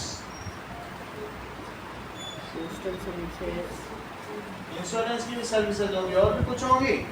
ट्रांसपोर्ट और medical services, postal services, medical transport services, services और सैलून सर्विसेज, कभी ब्यूटी पार्लर इन सब का भी सर्विसेज यही है मेन कॉमन, सब यही है 5 है। कॉल सेंटर तो मैंने लिखा भी नहीं, मेडिकल की होगी, इंश्योरेंस की होगी, और सामान यहाँ से वहाँ पहुँचा तो पोस्टल और बैंक सर्विसेज, 4 तो मुख्य ही है। ट्रांसपोर्ट में भी बहुत लोग हैं, फिर लॉजिस्टिक और ट्रांसपोर्ट एक ही समझ के चलो, सही है। अच्छा आप मुझे बताओ ये एवरीथिंग, देखो the resources of all input used are called factors of production. अब हम ये तो मैंने बता दिया कि सब चीज़ें, प्रोडक्शन क्या होता है, सर्विसेज क्या होती है, वॉट एवर। अगर आप किसी को, मान लो ये फनल है और इससे आप 2 चीज़ें दे सकते हो, बोलो, या तो आप प्रोडक्ट दे सकते हो और या क्या दे सकते हो, उसका फैक्टर सर्विसेज, सर्विसेज, सही है। प्रोडक्ट भी दे सकते हो किसी को, या क्या दे सकते हो, services. Both are economics giving you money. अगर तुम सर्विसेज दोगे तो भी तुमको इनकम मिलेगी। अच्छा इसके जो इनपुट्स हैं उनको कहते हैं फैक्टर्स।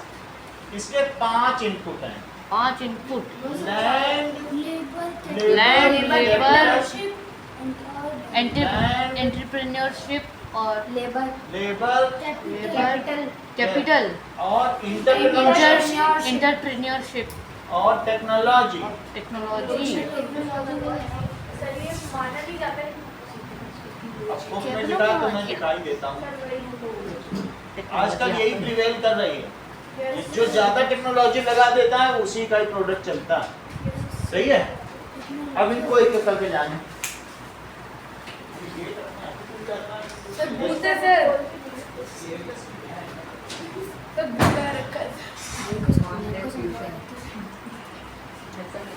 देखो what is factor, the input required for products and services are called factors of production. यही चैप्टर का नाम, बस क्या था? उनको उत्पादन के कारक कहते हैं। हाँ, नहीं होगा तो बस ऐसे कर देंगे, है एक हेडिंग तो हमने करा दी। चलो, that is the input required input required for products and services. The, यही इसकी डेफिनेशन भी है, input required for production of goods, अभी सब बता रहे हैं, goods and services. Production of goods and services. इस कॉल, गुड्स का मतलब सामान और सर्विसेज का मतलब सेवा क्षेत्र। सेवा। इस कॉल फैक्टर्स, उन्हें क्या कहेंगे, these are called factors of production. It includes,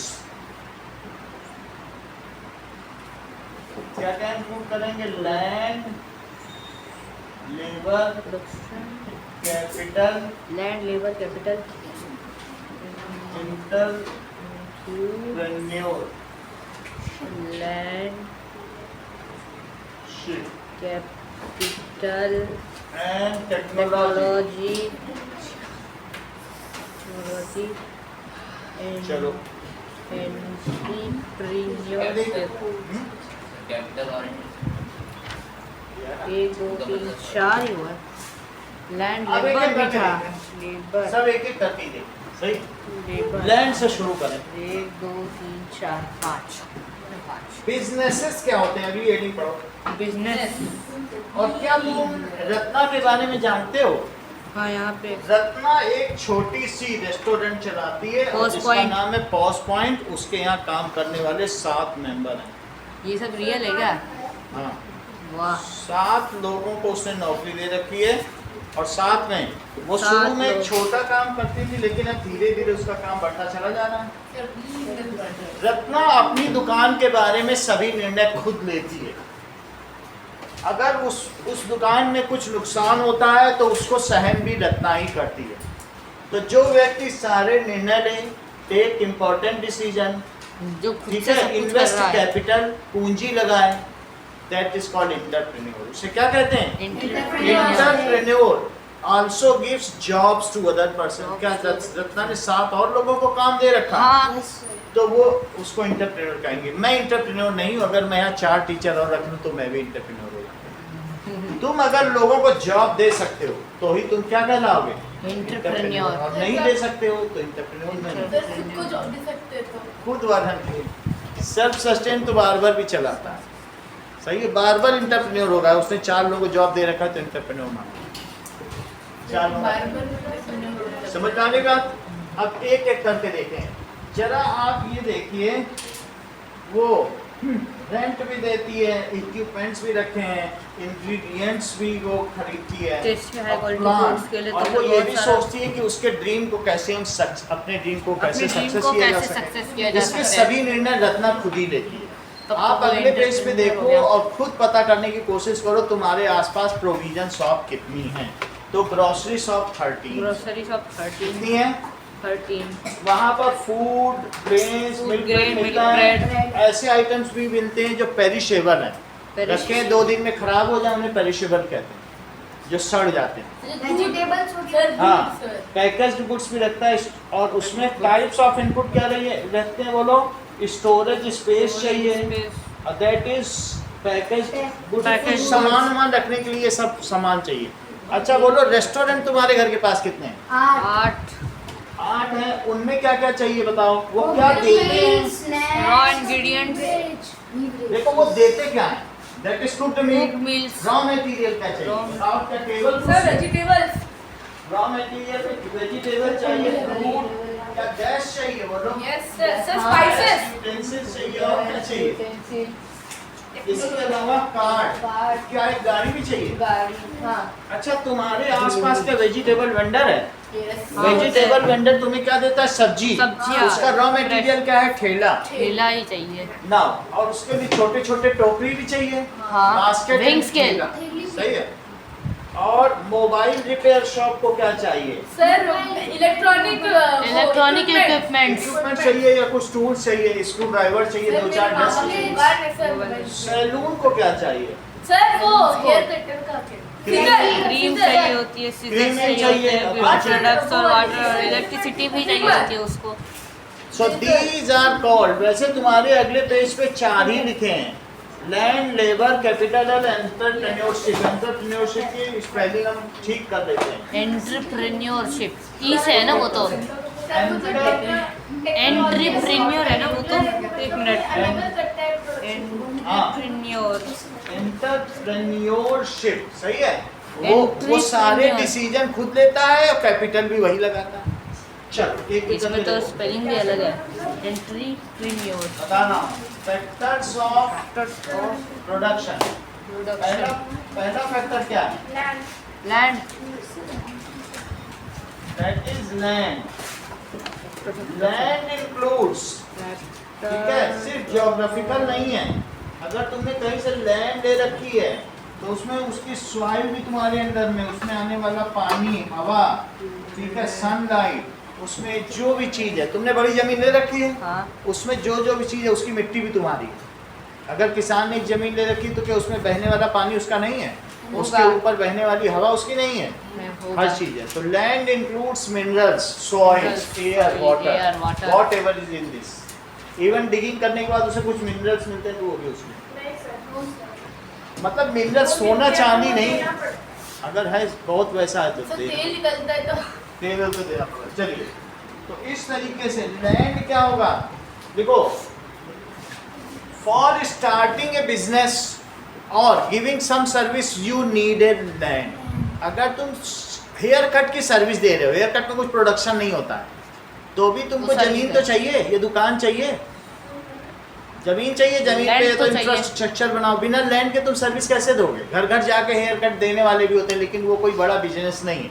वो तो वेंडर्स हैं जो घर घर जाके करते हैं, वो क्या कहलाते हैं? वेंडर्स, फेरी वाले हैं। लेकिन अगर बिजनेस स्टार्ट करना चाहते हो तो लैंड तो चाहिए। तो लिखो, for starting some business, for starting some business, ठीक है, प्रोड्यूसिंग गुड्स और क्या करना चाहते हो? प्रोड्यूसिंग गुड्स और रेंडरिंग सर्विसेज। रेंडरिंग का मतलब देना, services. Land is required. Land आप चाहें आशीष हायर भी कर सकते हैं और या फिर आप खरीद भी सकते हैं। ठीक है। रेंडरिंग सर्विसेज सेवा क्षेत्र के लिए, उत्पादन क्षेत्र के लिए या किसी बिजनेस को, व्यवसाय को चलाने के लिए जमीन की आवश्यकता होती है। You may either purchase the land और that is hire a land. Hire तुम्हारी जैसे मैंने हायर कर रखा, ये रूम का मैं 25,000 रुपये महीने का देता हूँ किराए पे सर? किराया पे। ठीक है, 15,000 पे लिया था लेकिन बढ़ते बढ़ते अभी 25 हो गया। सही है, तो हम चाहे तो ये खरीद लें और या फिर आप उसका रेंट देते सर इतने साल से दे रहे हो, जब तक तो अभी तक तो खरीद पहले तो मैंने इनसे बात की तो बोले 50 लाख दो दे देंगे कमरा। अच्छा सर ये हो। एक कमरा साल का साल नहीं, फिर हमेशा के लिए देंगे। अभी तो बहुत दे चुके, 7 साल से दे ही रहे हैं। तो सर हर साल 6 लाख दे देते हैं, मतलब 6 लाख को कितने? सर हर साल 6 लाख। हर साल खरीद जा चुकी है हो अभी तक। जाता सर। हाँ। सर देखो, करीब 50 से ऊपर जा तो चुकी है। बताओ you can purchase a land और हायर ए लैंड। सही, यू कैन। वैसे तो इससे बड़ी हमारी छत भी है मालवीय नगर में, लेकिन अब चलो इसे अल्लाह की। सर आपके को कितने साल हो गए इधर? 7 साल। परचेज लैंड, ये तो बहुत या तो तुम जमीन को, लैंड को परचेज कर लो या क्या कर लो और हायर लैंड। लैंड के बारे में तुम्हें समझ आ गया, लैंड की जरूरत होती है। अब दूसरी चीज क्या होती है बताइए? Labour. Labour.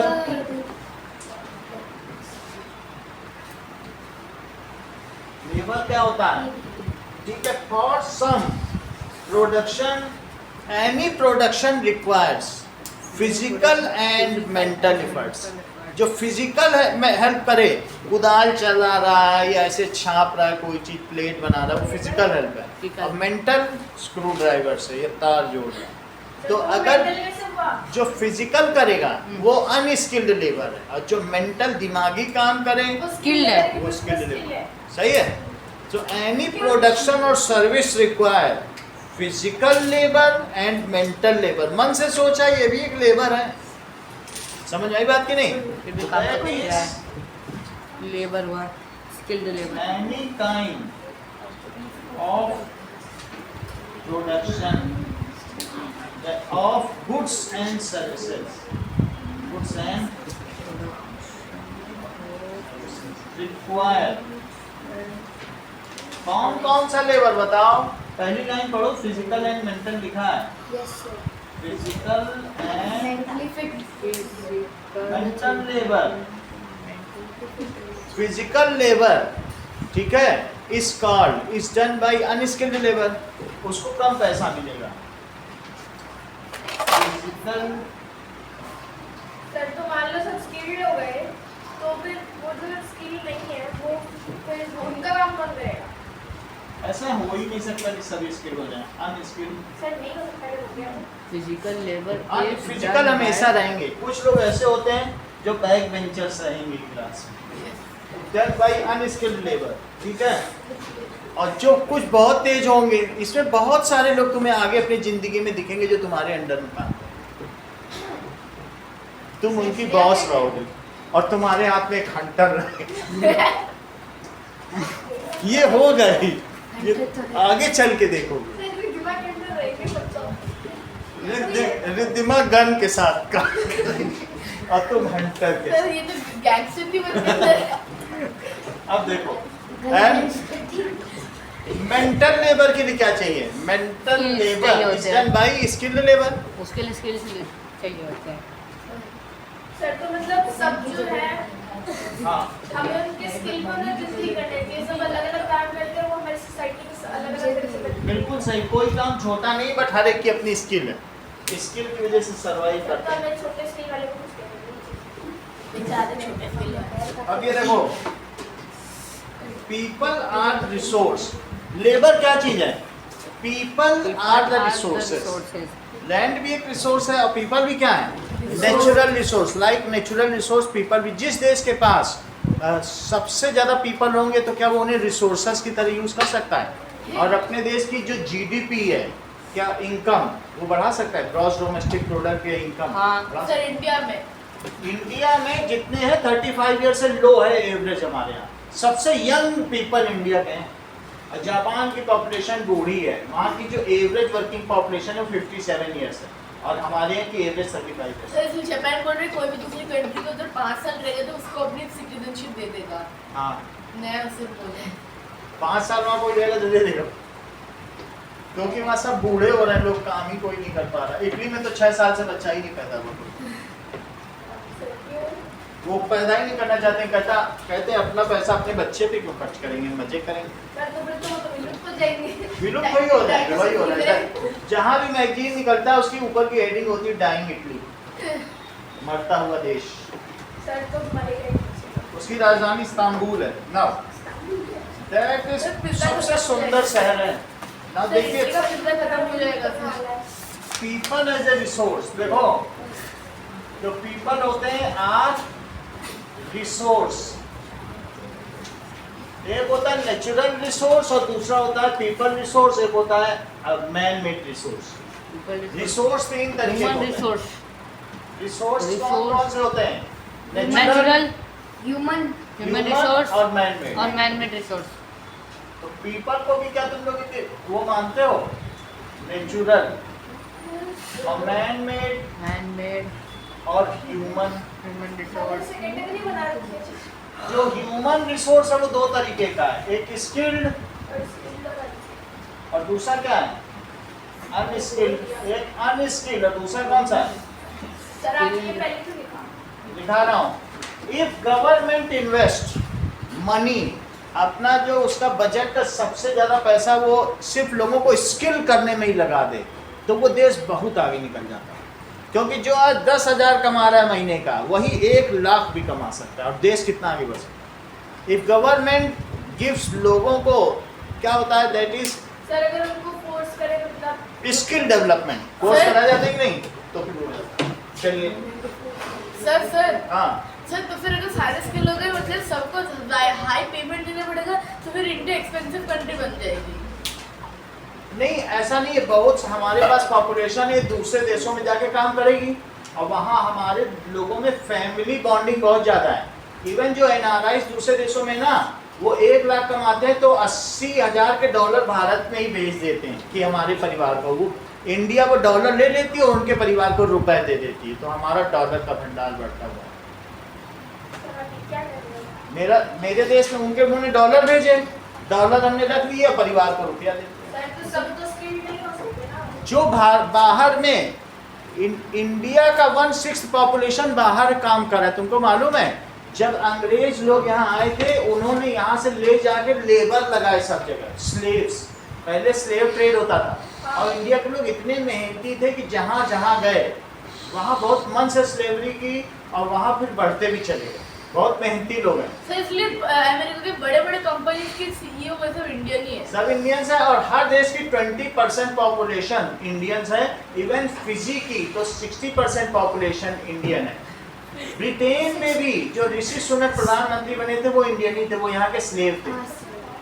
First world war में जो वहाँ के स्लेवों ने इतनी मेहनत से लड़ाई की और कि सब घायल हो गए, नर्सेस ने जब उनका इलाज किया तो नर्सेस का दिल उन भारतीय स्लेव्स पर आ गया और बहुत लोगों ने शादी कर ली। उन्हीं में से एक ऋषि सुनक की। Many of the slaves are settled. कहाँ सेटल्ड हो गए? In British. 20% of any country are netizens, Indians. हर देश में 20% तो भारतीय ही हैं। तुम हिंदी में बुलाओ 4 आदमी आ ही जाएगा, तुम विदेशों में भी जाए तुम्हारी है।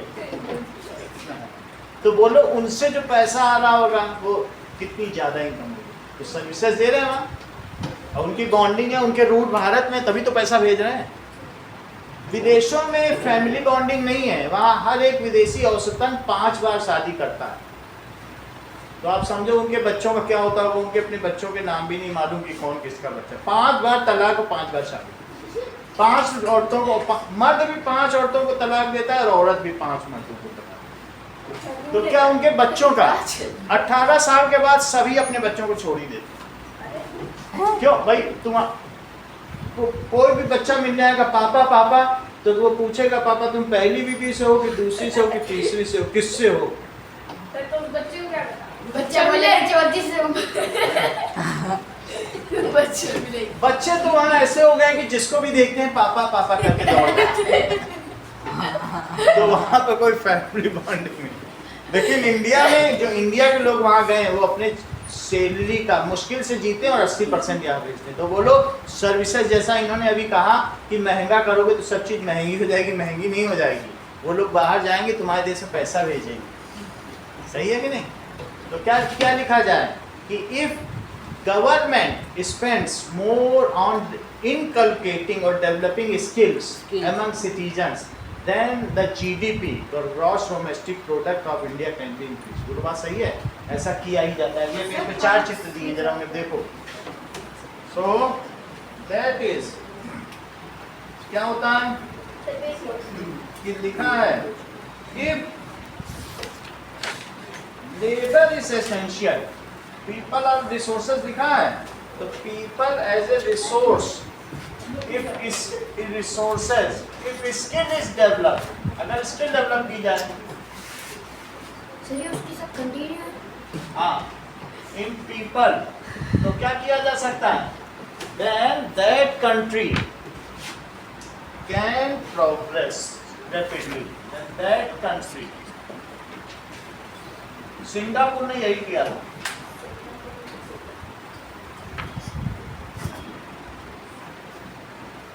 अभी वीडियो तुमको दिखाएंगे, इतना गरीब देश था कि ना उसको चाइना लेना चाहता था ना थाईलैंड। सब लोग कहते थे हमें सिंगापुर नहीं लेना है, ये बिल्कुल मनहूस कंट्री है, पनौती कंट्री है। वहाँ का वो जो आया प्राइम मिनिस्टर, उसने कहा, उसने वहाँ पोर्ट बना दिया। उसने कहा जिसको जैसे यूज करना है बस इनको तुम स्किल्ड करो और यूज करो और इनकी पेमेंट हम देंगे। स्किल जब वो हो गए तो उसके बाद तो फिर उनका देश तरक्की करने लगा। अभी हमारे देश की एवरेज एक व्यक्ति की जहाँ 17,000 सैलरी, वहाँ हर व्यक्ति 1,70,000 कमाता है, सिर्फ 10।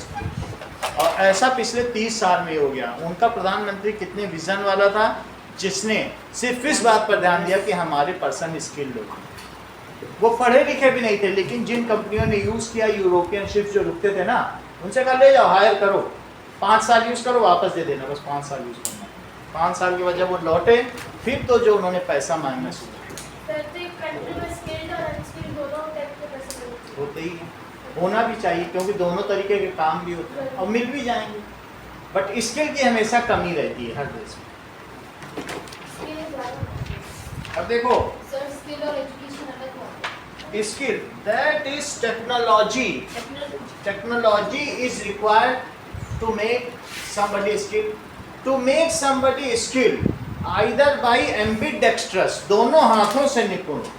कोई कुछ होता है ना, निपुणता, डेक्सटिरिटी का क्या मतलब है? Person should do the work perfectly using the updated technology. This is the skill. अगर तुम थोड़ा पीछे रह गए, तो जैसे नोकिया के फोन आउटडेटेड हो गए ना, पहले नोकिया चलता था, जरा सा तुम टेक्नोलॉजी में पिछड़े नहीं, तुम्हारी स्किल सब गई। ये AI का जमाना, तुमको अपडेटेड होना। सही है? तो your skill is, even your hand skill, articulation is less important. More important is that you are how much updated in technology. Technology का तो तुमको यूज करना ही पड़ेगा, तभी काम में आएगी। सर जैसे पहले जैसे कैसे आर्ट होते थे, ऐसे पेपर में, अब तो डिजिटल आर्ट होता है सर। सब डिजिटलाइज्ड हो गया है, ठीक है, रंटन का जमाना नहीं रहा। ठीक है। Now word labour refers to physical and mental efforts. Human capital का क्या मतलब तुम समझती हो? मतलब लैंड हो गया, दूसरा क्या है? लेबर। तो अब लेबर का क्या मतलब है? इफ ए कंट्री, देखो 2 तरीके के कैपिटल होते हैं। एक इसमें अगर मैं कहूँ कि 5 अलग अलग हैं, तो कैपिटल में ह्यूमन कैपिटल भी लग सकता है, और फिर और दूसरा और इंफ्रास्ट्रक्चर भी हो सकता है। चलो, तो पहले अभी हम इन्हीं पर ध्यान देते हैं। पहला क्या किया? लैंड। दूसरा क्या है? अभी हम लेबर हमने करा दिया। Land, labour, capital. देखो, ह्यूमन कैपिटल किसे कहते हैं? अगर तुम्हारे पास लेबर है लेकिन उसके अलावा वो स्किल्ड लेबर है, human with skill are and knowledge, उन्हें क्या कहोगे? Is called human capital. Skill और नॉलेज है तो क्या कह दोगे? वो भी तुम्हारे पास पूंजी है। अगर तुम्हारी मम्मी का बच्चा जिसका कि नाम चित्रांश है, वो समझ लो वो पढ़ लिख के बहुत बड़ा इंजीनियर, डॉक्टर, हाई फाई, और उसके अलावा न जाने क्या क्या बन जाए, कॉमर्स, ई कॉमर्स सब बन जाए, तो फिर मम्मी तुम्हारी बोलेंगी कि पूत कपूत तो का धन संचय, पूत सपूत तो का धन संचय। अब ये क्या है? ये देखो, ये हर चीज के बारे में टेक्स्टस, हर चीज देखो, तेजस भी आनंद भी। यानी अगर कपूत है जिसका बेटा ही खराब निकल गया तो वो धन संचित करके क्या करेगा? बेकार है। और जिसका पूत सपूत तो का धन संचय, तो उसे धन संचय की क्या आवश्यकता है? जिसका पूत ही सपूत हो, जिसका बेटा ही चित्रांश जैसा सुंदर हो, तो उसे चीजों की क्या आवश्यकता है? सो ह्यूमन कैपिटल, मैं आंखों की बात नहीं कर रहा हूँ, आंखें तो आपकी सुंदर हैं ही, सबकी होती है। सबकी होती है। मैं तो डेस्टिनिटी की बात कर रहा हूँ। समझो इस चीज को। इफ पर्सन इज, अगर देश ने अपनी पूंजी इन्हीं की स्किल पे लगा दी, यही कैपिटल है, ये देश की पूंजी बन जाएंगे। डॉक्टर देश की पूंजी है। एक डॉक्टर बनाने में ही 80-90 लाख रुपए लग जाता है, तो क्या वो पूंजी नहीं हुई देश की? तो skilled labour, skilled and knowledgeable human is called capital of that. Human capital वो गलत है। अगर ये चीज हम इसको कहते हैं ब्रेन ड्रेन। ये बिल्कुल सही बात है, ब्रेन ड्रेन। जब हमारे यहाँ आईआईटी को फाइनेंस कौन करता था पहले? अमेरिका कहता था सारा पैसा आईआईटी का हम खर्च करेंगे, बस टॉप तुम 10 हमें दे देना। वो पिछले 60 साल से यही कर रहा है। और वो जाके वहाँ सीईओ बनना है तो कोई नासा में काम कर, सिर्फ 10 लेता था, कहता था कचरा तुम रखो, पूरी आईआईटी का खर्चा हमारा 10 मुझे दो, और टॉपर 10 ले। इसको कहते हैं ब्रेन ड्रेन। मोदी ने कहा 1 रुपया नहीं दोगे तुम, हमारा टॉपर हमारे पास है। अब वो पिछले 10 साल से यही हुआ। टॉपर ही निकल जाएगा तो तुम कचड़ों को लेकर क्या करोगे? सही है। मुश्किल से जाते हैं उसके भी नहीं, human with skill and knowledge is called human capital. Human capital. अब तुम्हें समझ आया ये हम कैपिटल क्यों कह रहे हैं? ये भी पूंजी है। It is called human capital. Human capital. तब तुम उसे अगली कैटेगरी में डाल सकते हो, भाई ये तो कैपिटल भी हो गया। अब अगले में देखो, एंटरप्रेन्योरशिप। नहीं हो गया लेबर कैपिटल। लेबर है, लेकिन लेबर को तुमने स्किल कर दिया तो वो तुम्हारी एक पूंजी है, तो कैपिटल ही हुआ, तो कैपिटल। Labour capital. सिर्फ turn. Skilled human is a capital, unskilled फिर कैपिटल नहीं। अनस्किल्ड तो तुम कहीं से भी हायर कर लो, पूंजी है तो हायर कर लो, रोज लाओ रोज फेंको। लेकिन स्किल्ड तुम्हारे का इंजीनियर गया, एक कोई जानकार गया तो तुम्हारी कंपनी भी बैठ सकती है। स्किल्ड की बहुत जरूरत है नहीं, इसीलिए तो उसे पूंजी कहा जाता है। वो एसेट है, तुम्हारी कंपनी का एसेट है। एसेट का मतलब पूंजी, सर अगर वही नहीं होगा तो कंप्लीट सही है। अब देखो दैट इज, अब लिखो फैसिलिटेटर्स ऑफ ह्यूमन कैपिटल। कौन कौन सी चीज ह्यूमन कैपिटल बनाते हैं? फैसिलिटेटर क्या क्या चीजें चाहिए? अगर तुम्हारा एक अच्छा इंजीनियर हाई फाई काम करने वाला हो और उसको आज मलेरिया हो गया और कल डायरिया, तो क्या सर काम तो करें? हेल्थ अच्छी नहीं थी हेल्थ अच्छी नहीं चाहिए। That is facilitators of. और सर एजुकेशन अच्छी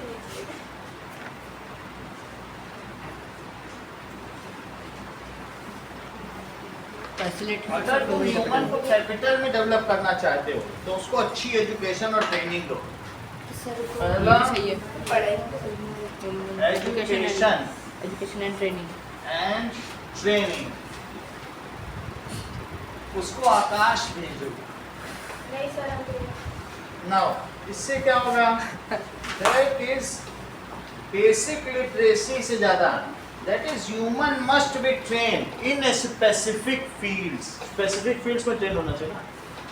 अपार्ट फ्रॉम बेसिक एजुकेशन, देखो इस चीज को, अपार्ट फ्रॉम बेसिक एजुकेशन तो सबको ही देना पड़ेगा, ठीक है। Students must be trained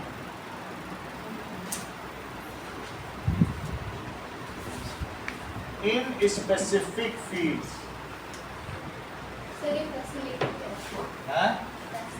facility That is facilitators, यानी वो तत्व जो ह्यूमन कैपिटल को बढ़ाएं, जो उसको आगे बढ़ाएं। फैसिलिटेट करने का क्या मतलब है? आगे बढ़ाना। ह्यूमन कैपिटल को आगे बढ़ाने वाले कौन बढ़ा सकता है आगे? स्पेसिफिक फील्ड में उनको ट्रेन कर दो। और क्या करो? सिविल इंजीनियरिंग स्टूडेंट्स को देखो ऊपर दिखाया गया है, उसको प्रैक्टिकली सिमुलेटर्स दिखाया जा रहा है। एग्जांपल क्या दिखाया गया बताइए कि यहाँ पे simulators should be shown, किसको दिखाना चाहिए? Should be shown during training of civil engineering. Of civil engineers.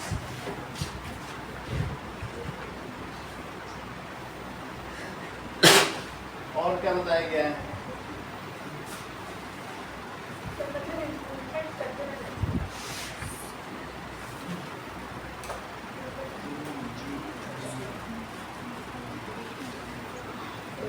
अगला देखें, इसी तरीके से ट्रेनिंग से ही सब काम किया जा सकता है। बाय गिविंग प्रॉपर ट्रेनिंग और सेफ्टी प्रिकॉशंस, इन सबसे हम कर सकते हैं। तो पहला एजुकेशन है, दूसरा क्या है? Health care. हेल्थ केयर का क्या मतलब है? उनकी सबकी हेल्थ सही होनी चाहिए।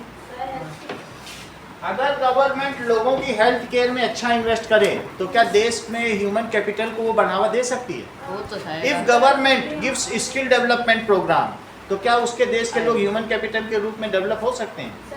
दो काम हाँ, हेल्थ केयर। सो इसमें क्या है? Good health. अगर तुम्हारा स्वास्थ्य अच्छा है तो तुम चार अच्छी चीजें सोच सकते हो, और तुमको खांसी आ रही थोड़ी थोड़ी देर में तुम सोच पाओगे कुछ अच्छा? कॉग्निशन का मतलब है अंतर ज्ञान, अंतर चक्षुष हो जाएंगे। If you are having good health then your cognition, that is inner sense of thinking power, can be developed. Cognition लिखा है वर्ड की नहीं? तो कॉग्निटिव स्किल्स क्या होती हैं? If you can hypothesised something, किसी चीज की तुम परिकल्पना प्रस्तुत कर सको तो उसे कॉग्निशन है। So if a person is healthy, if a person is healthy then he, वो क्या कर सकता है? He can think beyond the existing facts, जो अभी है उससे ऊपर तुम सोच सकते हो। जैसे वर्कर्स की जब हेल्थ अच्छी होती है तो वो और बेस्ट कर सकते हैं। हाँ, थिंक बियॉन्ड एग्जिस्टिंग फैक्ट्स। और ऐसे ही लोग तो फिर आगे कुछ न कुछ आविष्कार कर रहे थे, इन्वेंशंस। तो इस तरीके से skilled workers give their best if they are physically and mentally fit. Skilled workers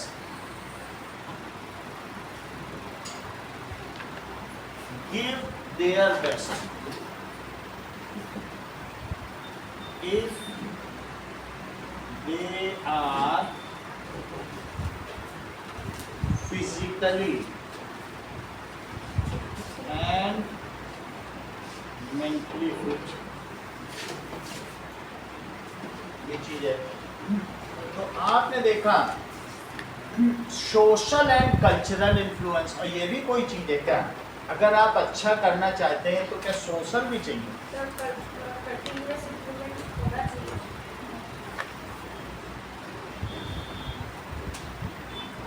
बहुत सारे देशों में बहुत बड़े बड़े इंजीनियर रखे, जैसे यूएसए। सुनो, यूएसए ब्रिटेन ने अच्छे अच्छे इंजीनियर किए, और उसमें से कुछ ऐसे ले लिए जो मुसलमान ले लिए, वो कट्टरवादी थे। तो थोड़े दिन तो उन्होंने काम किया, बाद में बंदूक लेके आतंकवादी बन गए। तो जिसका सोशल और कल्चरल बैकग्राउंड नहीं रहेगा तो क्या वो उसी देश को गड़बड़ पहुंचा सकता है, नुकसान पहुंचा? बैकग्राउंड अच्छा होना चाहिए, इसीलिए लोग इंडियंस को हायर कर रहे हैं, मेनली हिंदूज को, क्योंकि वो बहुत ज़्यादा वफादार हैं। जिस देश में जाते हैं सरदार को कर रहे हैं, वो किसी भी तरीके से सोशली बाउंडेड है। क्या वो इधर उधर की न्यूसेंस करते हैं, इस तरीके की एक्टिविटी करेंगे आतंकवादी? तो तीसरी चीज़ क्या है, अगर कोई देश तभी अच्छा होगा, ये नहीं कि आज आपने बनाया और कल दिमाग में आप एक्सट्रीमिस्ट हो गए, सब चीज़ तोड़ने लग गए, हड़ताल करने लग गए, चलो रेल तोड़ो वो तोड़ो, तो क्या तुम्हारा देश तरक्की करेगा? तो मेनली आप एक अच्छे सिविक सेंस होना चाहिए। तो सिविक सेंस का मतलब है कि मेंटली साउंड हो और सोशली बाउंडेड हो। तो इस चीज़ को भी इन्होंने कहा। देखिए इस चीज़ को, culture of hard work, continuous improvement, इस चीज़ को जापान ने समझा है, और जापान में इस चीज़ को काइज़न कहा है। पढ़ो, तो उन्होंने इसे चीज़ क्या कहा, काइज़न, कंटिन्यूअस इम्प्रूवमेंट। वो जहाँ थे उन्होंने कहा नहीं हमें यहीं नहीं रुकना है, और करना है और करना है। आज जापान 2000 इम्प्रूवमेंट करते रहते हैं वो, कभी Continuous रुकते नहीं कि improvement, और हाँ, लिखा तो है। आगे करते रहते हैं वो। इसलिए वो 2050 में चाहिए, बहुत ज़्यादा बहुत ज़्यादा ही डेवलपमेंट है। ठीक है, जो वो लोग हाथ से पानी वॉश करते हैं, वो हाथ का धोया पानी उनके उसमें जाता है फ्लश में, फिर फ्लश से फिर टॉयलेट में। हर चीज़ का वो एक, बच्चे भी स्कूल में जाते हैं, पहले स्कूल की क्लीनिंग करते हैं, उसके बाद पढ़ाई करते हैं। सर उनका वो ड्यूटी रहती है। हाँ, तो इस तरीके का वर्क है। सो दैट इज, टेक्नोलॉजी के अलावा हो गया। यानी क्या कहा गया बताइए, दैट इज वर्क कल्चर कैसा होना चाहिए, it should bond us social. Work culture में लड़ाई नहीं होनी चाहिए, ये इट शुड बी ड्यूटी। तो यही चीज अब लिखो चला, that is a culture of, कैसा culture, hard work, continuous improvement, continuous improvement. तीसरी चीज क्या है, हार्ड वर्क, काम चोरी नहीं। भारत में तो सरकारी बाबू लोग क्या करते हैं, काम चोरी करते हैं। ठीक है, तो उनसे कहोगे कि बैंक में खाता खुलाना है, निकल कल आना, कहाँ से खाता, आना नहीं दोबारा। सर सही बोल रहे हो सर, एकदम ऐसा इस चीज को क्या कहते हैं, इस चीज को कहते हैं दैट इज अफसरशाही या इस ब्यूरोक्रेसी, जहाँ एक्सेस ऑफ ब्यूरोक्रेसी होती है। ऐसा लुई 16 के राज में फ्रांस में, वहाँ पर ब्यूरोक्रेट ऐसे थे कि लोगों का काम ही नहीं करते थे। ब्यूरोक्रेसी समझाया, मतलब अगर सरकारी नौकरी मिल गई वो काम भी नहीं करेंगे और बैठे रहेंगे, इसको भ्रष्टाचार कहते हैं। तो ब्यूरोक्रेसी भी अच्छी चीज है, समझ में आई जैसे मैंने बात कही। तो क्या होगा, हार्ड वर्क पहली चीज, hard work, continuous work, continuous और तीसरी चीज improvement और एंडेवर, लगातार प्रयास फॉर इम्प्रूवमेंट। देखो तीसरा वर्ड क्या है बताइए, endeavouring to do things, these are the key factors. ये क्या कर सकता है, these quality are needed in human to make India leader of global power and technology। ये की फैक्टर है, पहली और आखिरी लाइन को मिला के लिख दो। टेक्नोलॉजी मैन्युफैक्चरिंग क्या चीज है, these are key factors। ये कैसा है, की फैक्टर्स हैं, which are needed in skilled labor। ये किसमें चाहिए, skilled labor to make India hub of global technology and infrastructure। to make India, last time पढ़ो, सर मैन्युफैक्चरिंग होनी चाहिए, टेक्नोलॉजी। ठीक है, ग्लोबल लीडर